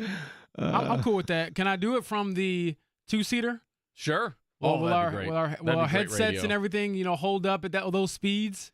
I don't know how clearly my words would come Kevin out. in a Speedo at the snake pit? There's going to be plenty of guys in a Speedo out there. What are you talking about? Kevin will just blend in. We'll lose him. Welcome into the Fan Morning Show. KB is off today. Mark Dykton across the way. Got JB. I'm Jeff. And we've got some folks that want to talk about the Miles Turner Indiana Pacers situation. Tony joins us at 238-91070 here on the hotline. Good morning, Tony. How you doing today? I'm doing wonderful, guys. I think we're kind of missing the forest for the trees. The Miles was given basically you take this or leave it offer. His agent was given a take it or leave it offer. And here's the reason why. The Dame stretch was not announced until the Miles trade was announced. So basically, Milwaukee went into this. They were not going to give up any assets to Indiana to get Miles Turner as an unrestricted free agent. They don't have any draft picks. Their cupboard is almost bare of draft picks. And really, if you look at the roster they have, who the heck do we want? We would have wanted, if they got into a sign and trade, we would have negated Milwaukee's ability to improve the team that they've got. And this is probably what they said to Miles. Hey, you're an unrestricted free agent. I know you love Indiana, but our offer is contingent upon you taking it and not letting Indiana know. It's either you go this way or we're going to go another way. But that stretch is the reason why. And also, they did not want to give us anything because basically they don't have anything that we want. Now, to me, that makes logical sense, and you guys can talk about it, but that's my view. Thanks. No, I think you're not too far off, and, it's kind of a different way of what I was saying earlier. Sometimes in negotiations, you tell a player, hey, this is the offer. I don't think you're going to get anything better. If you want it, and we want you, you're our number one choice, but I got to know right now. Yeah, I think Tony makes a good point about just how unique is a nice way of putting it, the Bucks' roster is when it comes to assets and trying to get players back. And yeah, Tony, you are not lying. I look at their roster and their starting five, even from last year, they brought a lot of those players back. I don't want those players. Like, I do not want Kevin Porter Jr. I do not want Kyle Kuzma. No, I don't want any of those guys. And, Gary Harris has already helped us win a game. You don't want Bobby Portis? You know what? You've mentioned the one guy I would be a little interested in. But even then, I don't know to what degree if we have to give up something too in return. So I think Tony made a good point there. And I guess the only thing I'll push back on at least a little bit is the fact that he didn't tell them. Like, I don't think the offer is contingent upon you have to accept this deal right now and you don't have a chance to not even like necessarily have them counter, but just tell them and call Kevin Pritchard or call, Rick Carlisle, call whoever and say, hey, I'm leaving. Like, I think you can still do that and accept the deal that Milwaukee gave you. So, again, that is all, a bit of a speculation until we hear from Miles Turner and hear his side. But, like, Tony, I think that you made some very good points. I understand that Milwaukee wants to do everything they can to keep Giannis. I get that. I just don't know that they made their basketball team a better basketball team necessarily. I think they are better than what they were last year. Yes, I think they're I think they're definitely better than last year. But to your point, Jeff. But last year still includes Damian Lillard when he was healthy. That's the thing, though. Like, him and Giannis never lined up. Right, so they were like, it's when they were healthy is that's always like the caveat with some of these teams. And so I think that's the trade-off is like they were like, you know what? we'll move on from Damian Lillard, who is older now and has gotten injured, and we never could get him and Giannis healthy together, and try to get other players in there. So I think that Miles certainly will have a big role with that team. Let me rephrase, because I do think that they're still a perennial playoff team. That I don't doubt. I don't think that they got way closer to being an NBA Finals team or an NBA championship team. Let's put it that way. No, but I think if you can get a healthy Miles Turner and Giannis on the same page more regularly than they had with Damian Lillard, then I think you can climb some ranks, I think. You can climb a couple spots, I think. If you can get those two actually playing consistent basketball together, which is what they never had with Lillard on the team, I'm never going to doubt Giannis. I'll be late to the Giannis's I love Giannis. I love him too. But you've got to have more than one guy. No, and I think him and Turner will pair well together, and I think they could especially the state of the Eastern Conference, like we've been talking about. I mean, are they championship contenders right now? No, but I'm not going to rule them out of making some runs. Yeah, but I look at it like this, though, and this is why I push back against people who are like, well, you're paying $49 million for Miles Turner. You're paying all this money to keep Giannis happy. And if you do that, whether you win a championship or not, if you just tell him or show him, hey, we're doing everything in our power to at least make our team better, even if it's just by a little bit. We're doing everything under the sun to try to push you back into the upper echelon of the Eastern Conference and obviously a deep playoff run. If that means that this guy re-signs and he spends the rest of his career in Milwaukee, that's a win for you, no matter what it costs. And so that, to me, is the lens we have to look through this through, if that makes sense. Yeah, I think it was pretty creative on Milwaukee's part that they were like, okay, if we don't do anything, we have Giannis and nobody else because Dame is out at least all this next season. So they're like, okay, let's do some digging. They did the stretch rule. Now they got rid of him and they got Miles Turner. So like, wow, in a year that we're kind of not sure what we were going to exactly get, now we got one of the best centers in the NBA to pair with Giannis in a year that we don't have Dame. I get it, but I still think it will come back to haunt them that they're paying $23 million of dead money out for 5 straight years in a very competitive NBA. Damian Lillard has changed his name to Damian Bonilla because that's exactly what's going on right there. I think he got a better deal than Bobby did. He definitely did. I got a lot of paper. I must say, the Bobby Bonilla day is one that I look forward to every year. And it's still farther away than I think it is. Every year, I heard Steve Phillips finally gave the ultimate explanation of why that happened this year. I don't know if you saw that. It was about last week. You remember the whole Bernie Madoff situation and how the Mets ownership at the time was completely conned by him. They were so believing that they were going to make so much money from Bernie Madoff, that he was making money for everybody.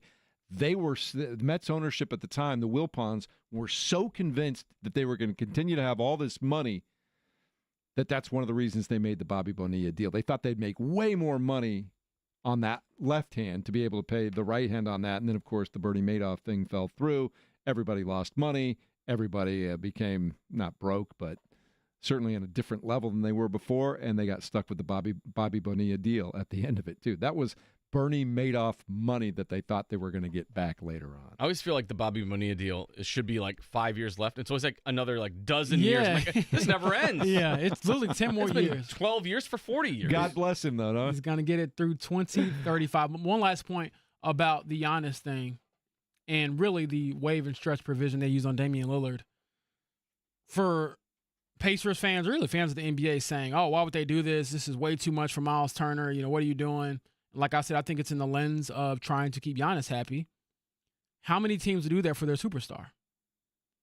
Like, if we look up in a few years and you're trying to make sure Tyrese Halliburton is happy, you would do everything under the sun to keep him happy and try to keep him here. I get it. And so that to me is why they did it. Now, I do agree, Jeff, it is insane because you might look up and be like, this age like milk in the desert and we're, worse off because of it. But I don't blame their general manager one bit for taking a swing like this because you have one of the all-time great players, not a great player in today's game, one of the best players ever to play the game.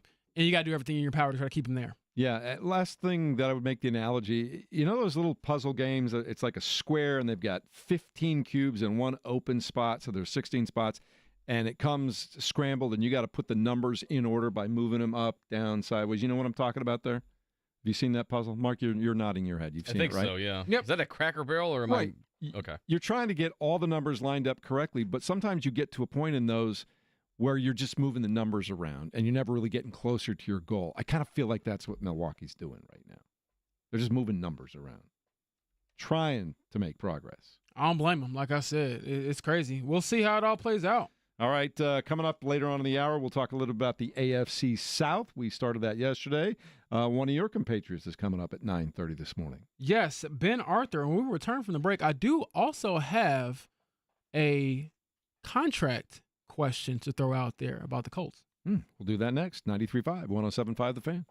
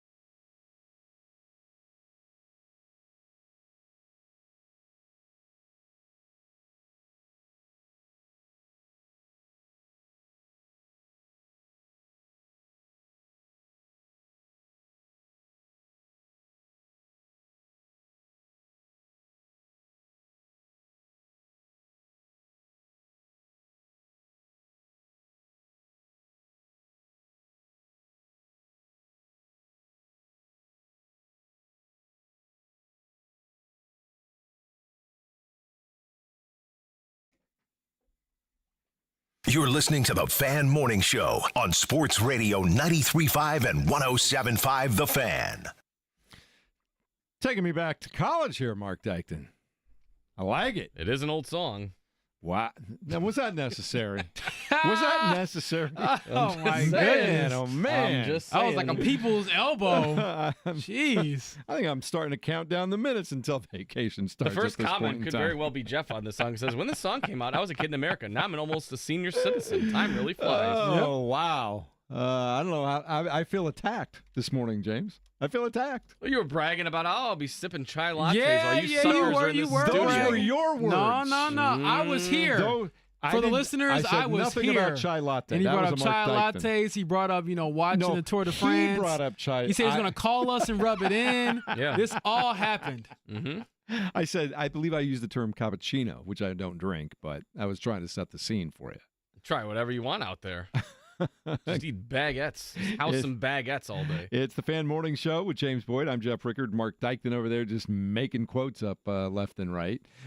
You mentioned you want to talk a little bit about the Colts right here. What do you have for us here, James Boyd? So I have every week throughout the summer, The Athletic assigns each beat writer, not beach writer. I'm thinking of Jeff and his vacations right now. But they will ask us, hey, here's a question we need you to answer. And this week's question was, what is one contract that you're keeping a close eye on for your team? And besides Anthony Richardson going into his third season and whether they pick up his fourth-year option That's or an fifth-year obvious option, one, all right? that Yeah. stuff, right? I think one contract that we have kind of, not talked a lot about is Bernhard Raimann.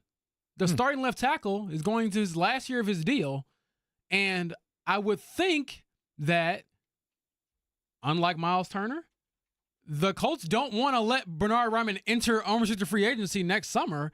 So in my mind, I part of me is like, should I just prep something or start digging around and reaching out to some people to see would the Colts or are the Colts trying to work towards a deal? Because I think Bernhard Raimann, he's an older player. He came into the NFL a little bit older, but I think he solidified himself as being a legitimately good, I don't know if he's like a great or a star left tackle, but he's a good left tackle in a premium position.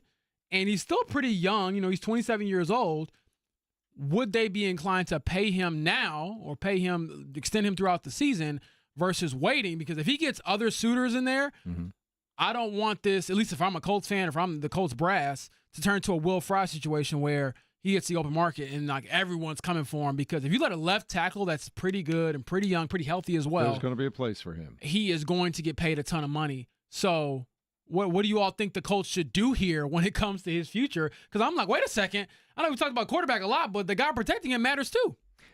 Not only that, for all the questions the Colts have along parts of that offensive line, you feel pretty good about the left side of that offensive line, right?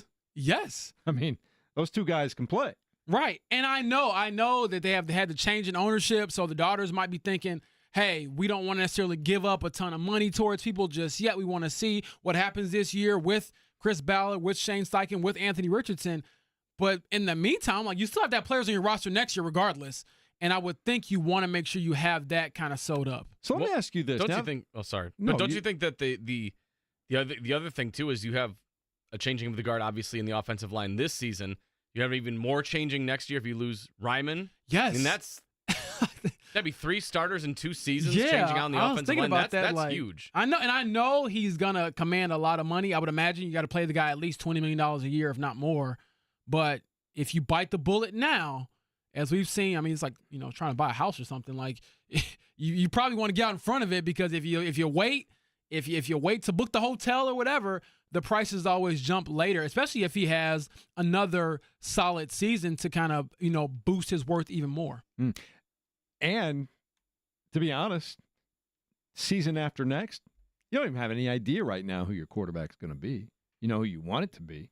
Good point. But both guys have a lot of question marks right now. And Daniel Jones signed for what? 2 years? And one of them is guaranteed. Remind me what the deal was. It was 1 year, $14 million. It was just one. Mm-hmm. Yep. Was there an option on that? No. That was it. 1 year deal. So, yeah, you honestly don't have any idea. You hope you know, but you really don't know what your quarterback situation is going to be. I think that's almost a reason to do it now also because, I mean, if you're the Colts, again, like we just said, Daniel Jones is on a 1-year deal. Anthony Richardson, he's still on his rookie contract. He's most likely not going to get his 5th-year option picked up regardless of how he plays this season. You are possibly not having much cost going into those premium positions as far as quarterback's concerned. Now would be the time to pay your left tackle so that money can get kind of sorted out elsewhere throughout the years and maybe save some money on the salary cap. I'm looking at the 2026 free agency, by the way, for left tackles. Bernhard Raimann is probably one of the younger options as far as left tackle is concerned, as far as guys that have been in the league and could get a hefty payday. Everyone else is like in or around 30. He's a couple years shy of that, but everyone else is above 30 or just barely. We know Chris Ballard likes his linemen. We do know that. I'll start prepping my article right now. I should probably just pre-write it because at some point I do believe that they should try to get an extension done with Bernhard Raimann. I know Alec Pierce is also in a contract year, Nick Cross. I think those two you can kind of wait on and see how it plays out. But Bernhard, sooner rather than later, is probably better. Pierce is the other guy I was thinking of because I'm like, you know what you have in Michael Pittman Jr. You still don't really know what you have in A.D. Mitchell. So Alec Pierce has led the league in receiving yards per catch. So I mean, he's probably going to latch onto someone. If it's not with the Colts, he'll find somewhere to go. Yeah, but the reason why I'm less inclined, and not to say Alec Pierce hasn't, proven his worth in the NFL, it's that you already paid Michael Pittman Jr. You're probably going to pay Josh Downs. I think he's a very good player and perhaps more valuable than Alec Pierce, even though Alec Pierce, like I said, was balled out last year. So how many receivers can you really play? That's a good point. And also, as we've seen in recent years, not necessarily with A.D. Mitchell, but he's young. He's got, another year to prove himself and many more years after that.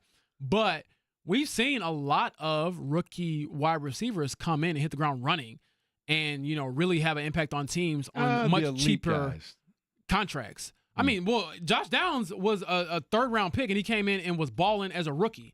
Like the market, I believe, for wide receivers, in the trend we've seen, is that you can get a wide receiver 1 sometimes. Obviously, like you said, the higher elite picks. As a rookie, these guys don't necessarily need to be developed to that degree. So I think that ideally they would like to see, A.D. Mitchell take off this year to give them the option of perhaps, saying to Alec Pierce, well, if you want to get paid, you might have to go elsewhere. Now, that's just my thinking on the matter, but it is something to monitor. So those are a couple of contracts that have kind of piqued my interest. And I'll be glad to ask, Chris Ballard about this, assuming he meets with the media here in a couple weeks at training camp, as well as the players themselves. What's your mindset? What's your take on contracts? I don't know if we'll ever get anybody as blunt or honest as Ryan Kelly. He told us everything when it came to contracts. Nope, they're not talking to me. Yes, they are. I would like to stay here. No, I feel like Alec Pierce is going to tell us, I'm just happy to be here. I'm going to work hard. I'm like, yeah. But what about the money? Tell me about the money. So that's something to keep an eye on for sure. And Bernhard Raimann, I expect the same thing. He's probably not going to tell us anything, but I do want to hear from Chris Ballard because, like you said, Jeff, he loves his offensive line. And I'm not mad at him for that, by the way. One thing that I want to get back to that you kind of mentioned in passing there is it remains to be seen what the approach is from ownership now. How much of a say or an influence will they have on roster decisions, salary cap, salaries, things of that nature? I'm sure there will be a point where they say, okay, this is what we're willing to pay for the whole team in terms of salaries every year. But for the most part, it feels like Chris Ballard has been managing that anyway. I don't know that that's going to change. He might even have more control in the way things are run day to day, don't you think? Or does it change at all because he was doing that anyway?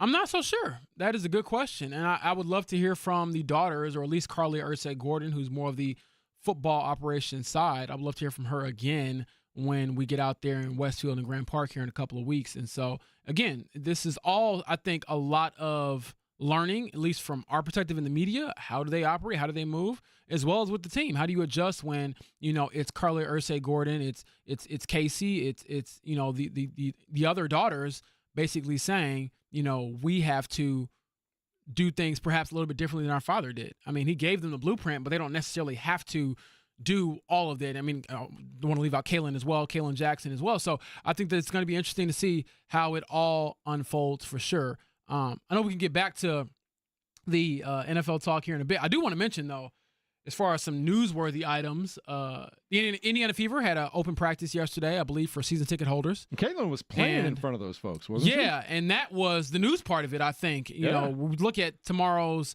I can't even call it a matinee because it's so early. It's a 12 p.m. tip-off against the Golden State Valkyries.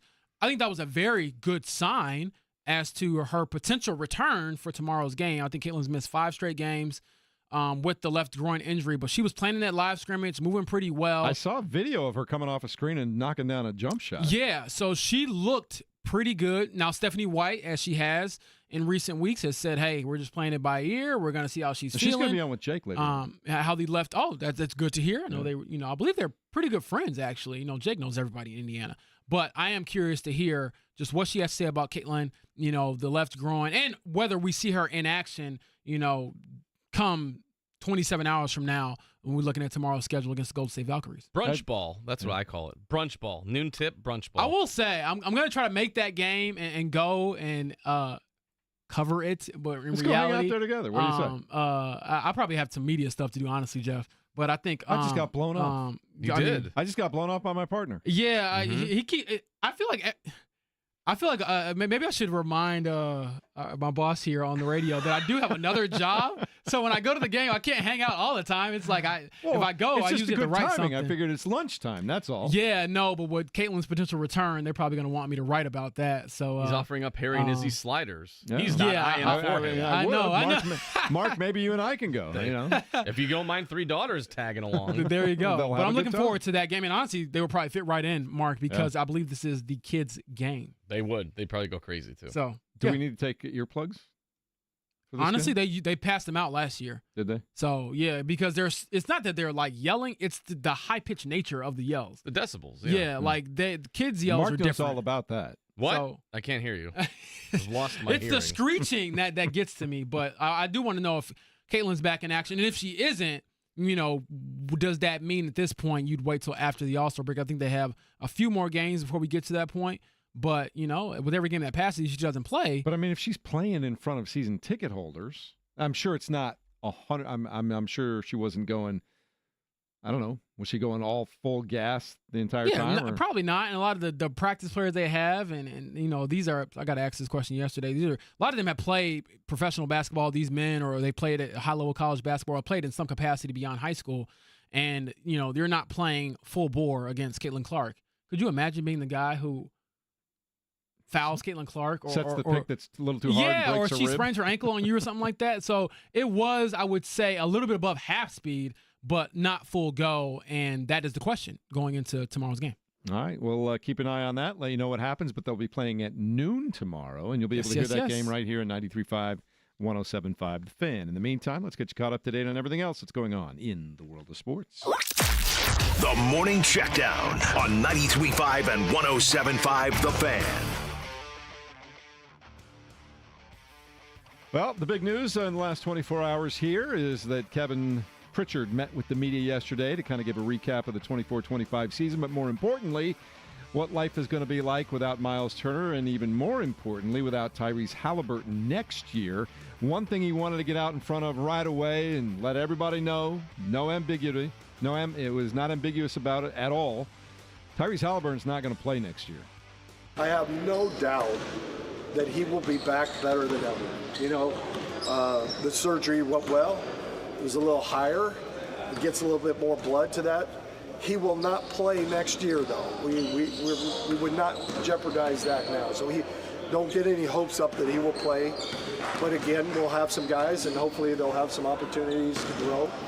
And when he gets back, that'll be cherry on top of it. By the way, if you were wondering, that was the Pacers Summer League team playing and practicing in the background when he had that press conference yesterday. I like to imagine that JMV was getting some shots up. That's what I like to think. You just told we just tell people that they held that at a Y, and people were just getting some run up and down the floor there, right? Yeah, I mean, that's what it sounds like. And so definitely just a unique setup, because I'm so used to football where it's quiet and it's usually in these formal places, and then basketball, you got a bunch of guys getting shots up. But nevertheless, we did hear what he had to say, and Tyrese Halliburton, we will see you in 2026. Well, you saw him yesterday on a scooter, right? Yes, we did. And it was the traditional sports scooter, not a jazzy chair, correct? No, not a jazzy. We had to Google that, and that he was definitely, if he's in that, then we've got really big problems. Exactly. We can also tell you that there was some news about centers being signed and centers that they planned to sign yesterday, James. Yeah, so in Kevin Pritchard's response about how they will replace Miles Turner, he said it's going to be by committee, and obviously they traded for Jay Huff recently. They had already picked up Tony Bradley's team option, and then Kevin Pritchard said, hey, by the way, we signed James Wiseman today.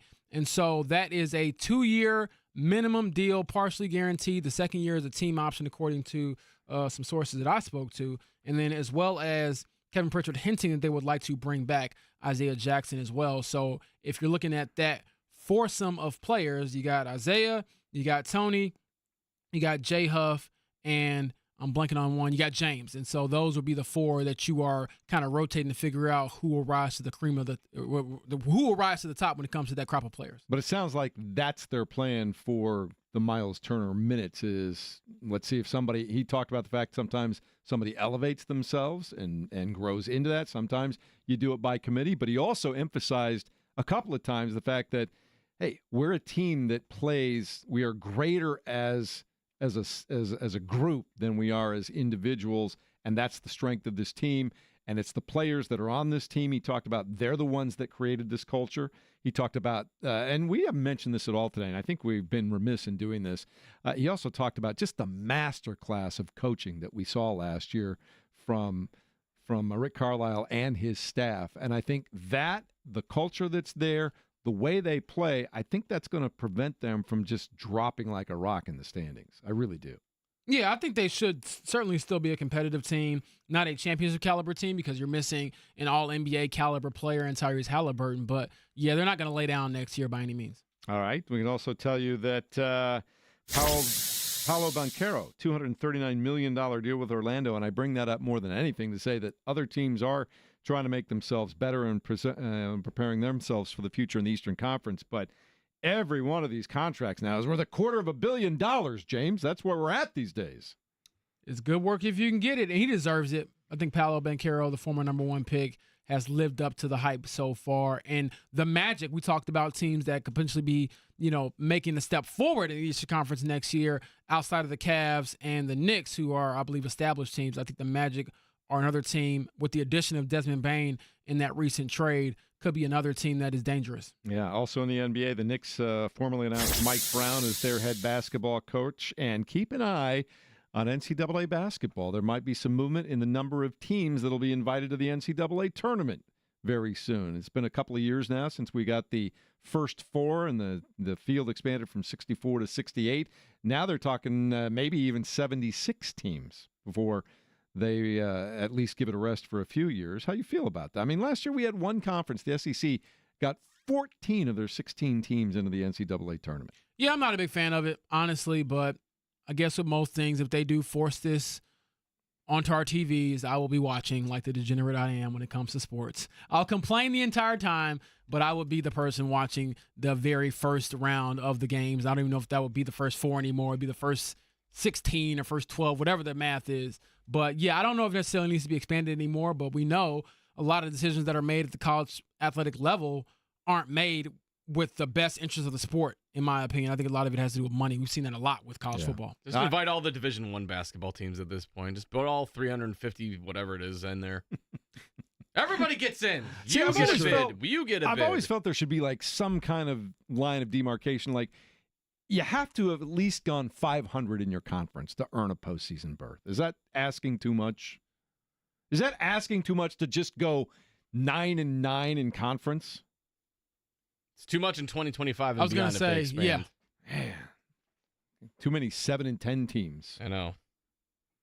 I will say we had Evan Sherrill stop by and drop off the cluster truck order. We encourage Tuesdays you all to definitely. We're going to write a book, Tuesdays with Evan. Oh, good. It'll be a bestseller. Yeah, I'll let you handle the book. I'll handle the eating part.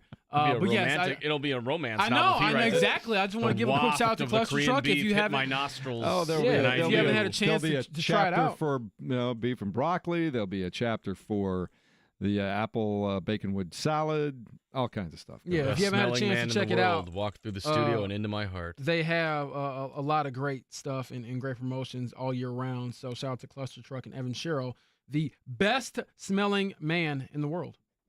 All right, I'll let you and Mark sit with that. In the meantime, we'll be talking about the AFC South and the AFC in general. Do you dispute this? No, I'm just letting it. You said it. I'm just making sure you know. What more do I need to say? I try to seek facts on this show now. I'm not lying to the people. All right, throw it to break for me, James. We'll come back to you here on 93.5, 107.5 The Fan.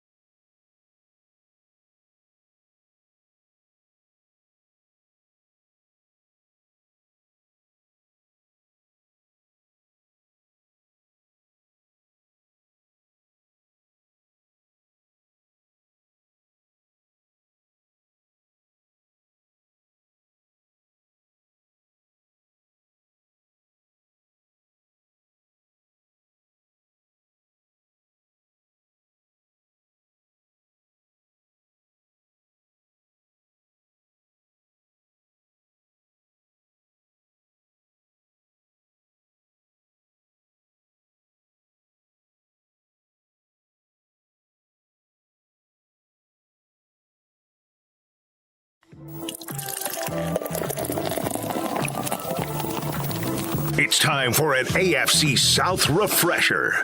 It's fresh. Nothing wrong with a little reminder, is there? The Tennessee Titans. Think about me every night. Oh, is it that sweet? I guess so. So you can't sleep. Good morning. Cruising through a Tuesday here, middle of summer. I don't know, did you get caught up in the rain at all yesterday in the morning, or you good? I did not get caught up in the rain, so I was glad for that. When nice. I drove home Sunday night from Chicago to Indianapolis, I did get caught up in the rain. I was like, boy, I feel like I'm in Noah's Ark right now. Well, so had to turn the blinkers on and drive slow, follow the white lines. It broke the heat anyway, and it's very pleasant. 71 degrees outside right now. A sunny day. Looks like a high in the mid-80s, so I'll take that based on all the heat we've been getting. But right now, we got to start thinking about football because camp is coming in just a couple of weeks here, and we've started to take a look at the AFC South, and you're bringing in one of your compatriots today. Yeah, so my buddy Ben Arthur, who covers the AFC South for Fox Sports, and he lives, I believe, in the Nashville area, is on the line. So, Ben, how you doing, my man? I'm good, bro. How are you? I'm good. Thanks for coming on. And obviously, I think you had a little bit of a busier offseason, at least from a personnel standpoint, because the Titans brought in the number one pick in Cam Ward. So how have you seen him get acclimated with his new teammates and sort of take on that new face of the franchise role? Yeah, I think for Cam, the acclimation process has gone pretty well. I think he's been what the Titans have expected in terms of kind of embracing what's expected and just kind of how he's carried himself, right? Like he's been we're a couple weeks away from camp, but during the off-season program with OTAs and minicamp, he was getting to the facility like super, super early, like 5 a.m. earlier than, a lot of the coaches. They really liked just in terms of like I'd say like the confidence was a big thing for him just in terms of, I think in terms of confidence, just the way he was going at the defense, like, and when I say confidence, I mean like verbally as well, like his willingness to talk trash and to really go at, his defensive teammates in a way that I don't think the Titans have had at the quarterback position in a really long time. And even the offensive coordinator, Nick Holes, told us like during minicamp, like it kind of gives an offense an edge that they didn't have last year. And we all know how kind of terrible it was for them last year. So I think the confidence stands out in that regard. His ability to bounce back from bad moments, whether it was picks or broken up passes like in the end zone, his ability to come back the very next play to deliver a touchdown or whatever. Like I think all those are things that you really want to see from your young quarterback, right? Because the ups and downs are inevitable, but like, is he going to attack each play with the same confidence? And is he going to be able to bounce back from the inevitable bad things that are going to happen? And I think Cam really checked those boxes in the early going. Is that the end altogether for Will Levis? Do we see him again anywhere? I think best case scenario for him and the Titans would be a trade, right? Because, this is Cam Ward's team. The Titans won't say that right now. But he's the number one pick for a reason. He's your quarterback of the future. This isn't, barring injury, Will Levis wouldn't see the field, right? And so if he can play well in the preseason, for instance, right, and bringing kind of his value up, so to speak, and another team around the league sees kind of the value in him, and he's still a young player, right? He's only played two NFL seasons. He can get a fresh start. The Titans could get draft capital in exchange for him. I think that's the best case scenario.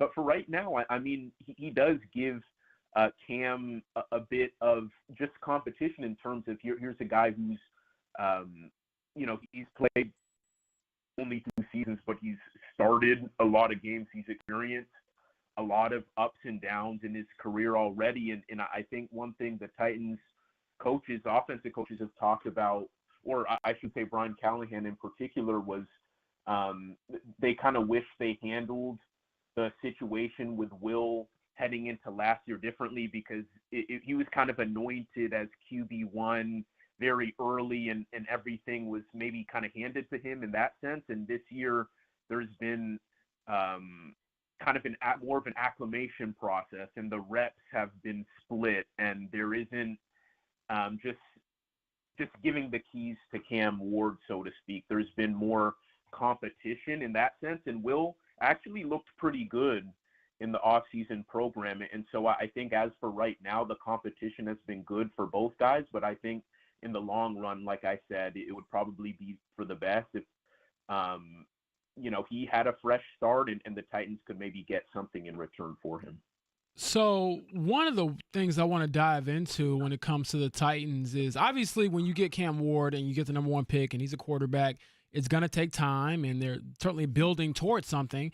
But I would imagine they want to have more success than they've had in years past. So I know it's early, Ben, but how do you view what will be a quote-unquote successful season for the Titans and how they potentially stack up against a Colts team, a Houston team, and a Jacksonville team?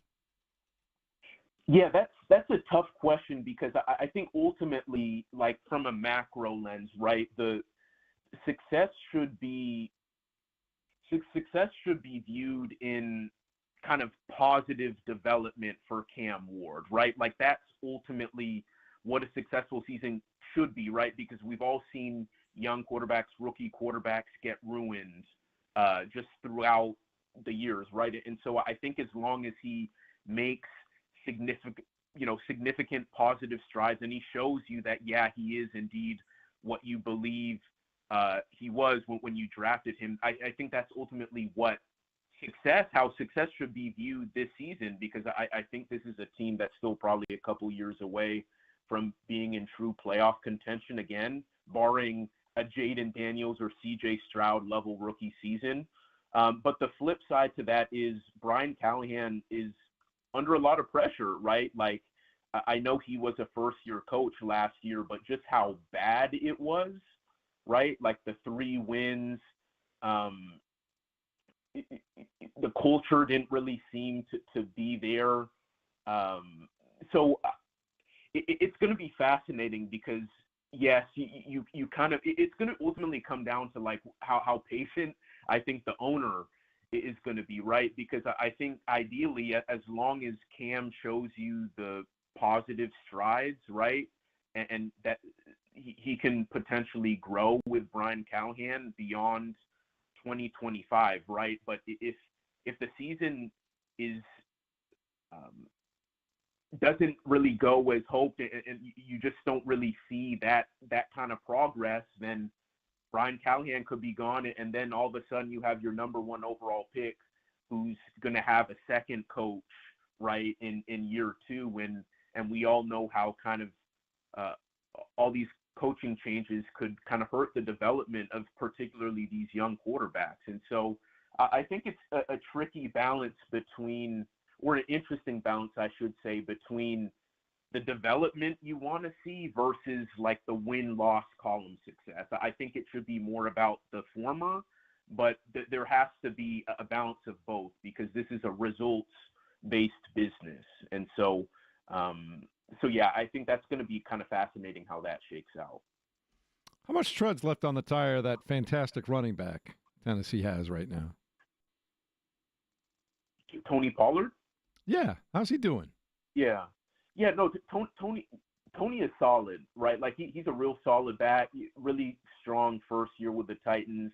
I think he played more snaps than Tennessee anticipated entering the year. Tajay Spears, who's their number 2, more of a kind of your change of pace type of back. He got injured and he missed a lot of time, and so Pollard ended up having more carries than I think they wanted him to have it. And so I think ideally moving forward, they'll have a bit more balance. But in terms of being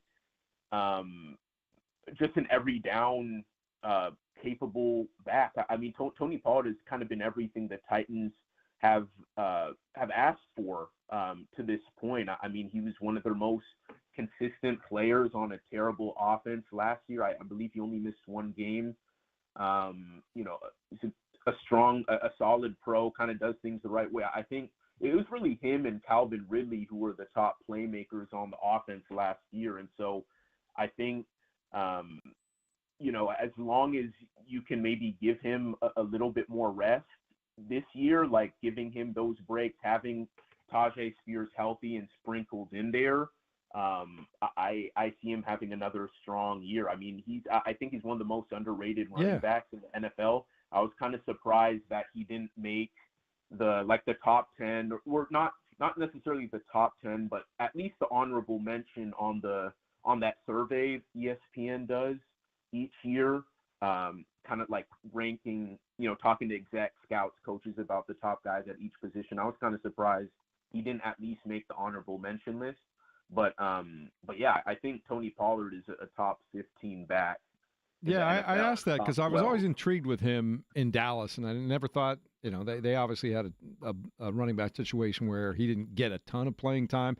I thought he was stepping into a place to shine, and I just wonder if he had a better quarterback play behind him, just how productive he could be. Because he's just always one of those guys that's really intrigued me. And before he starts to get too old and too worn down, I hope he gets a chance to prove that. Just not against the Colts, but you see my point.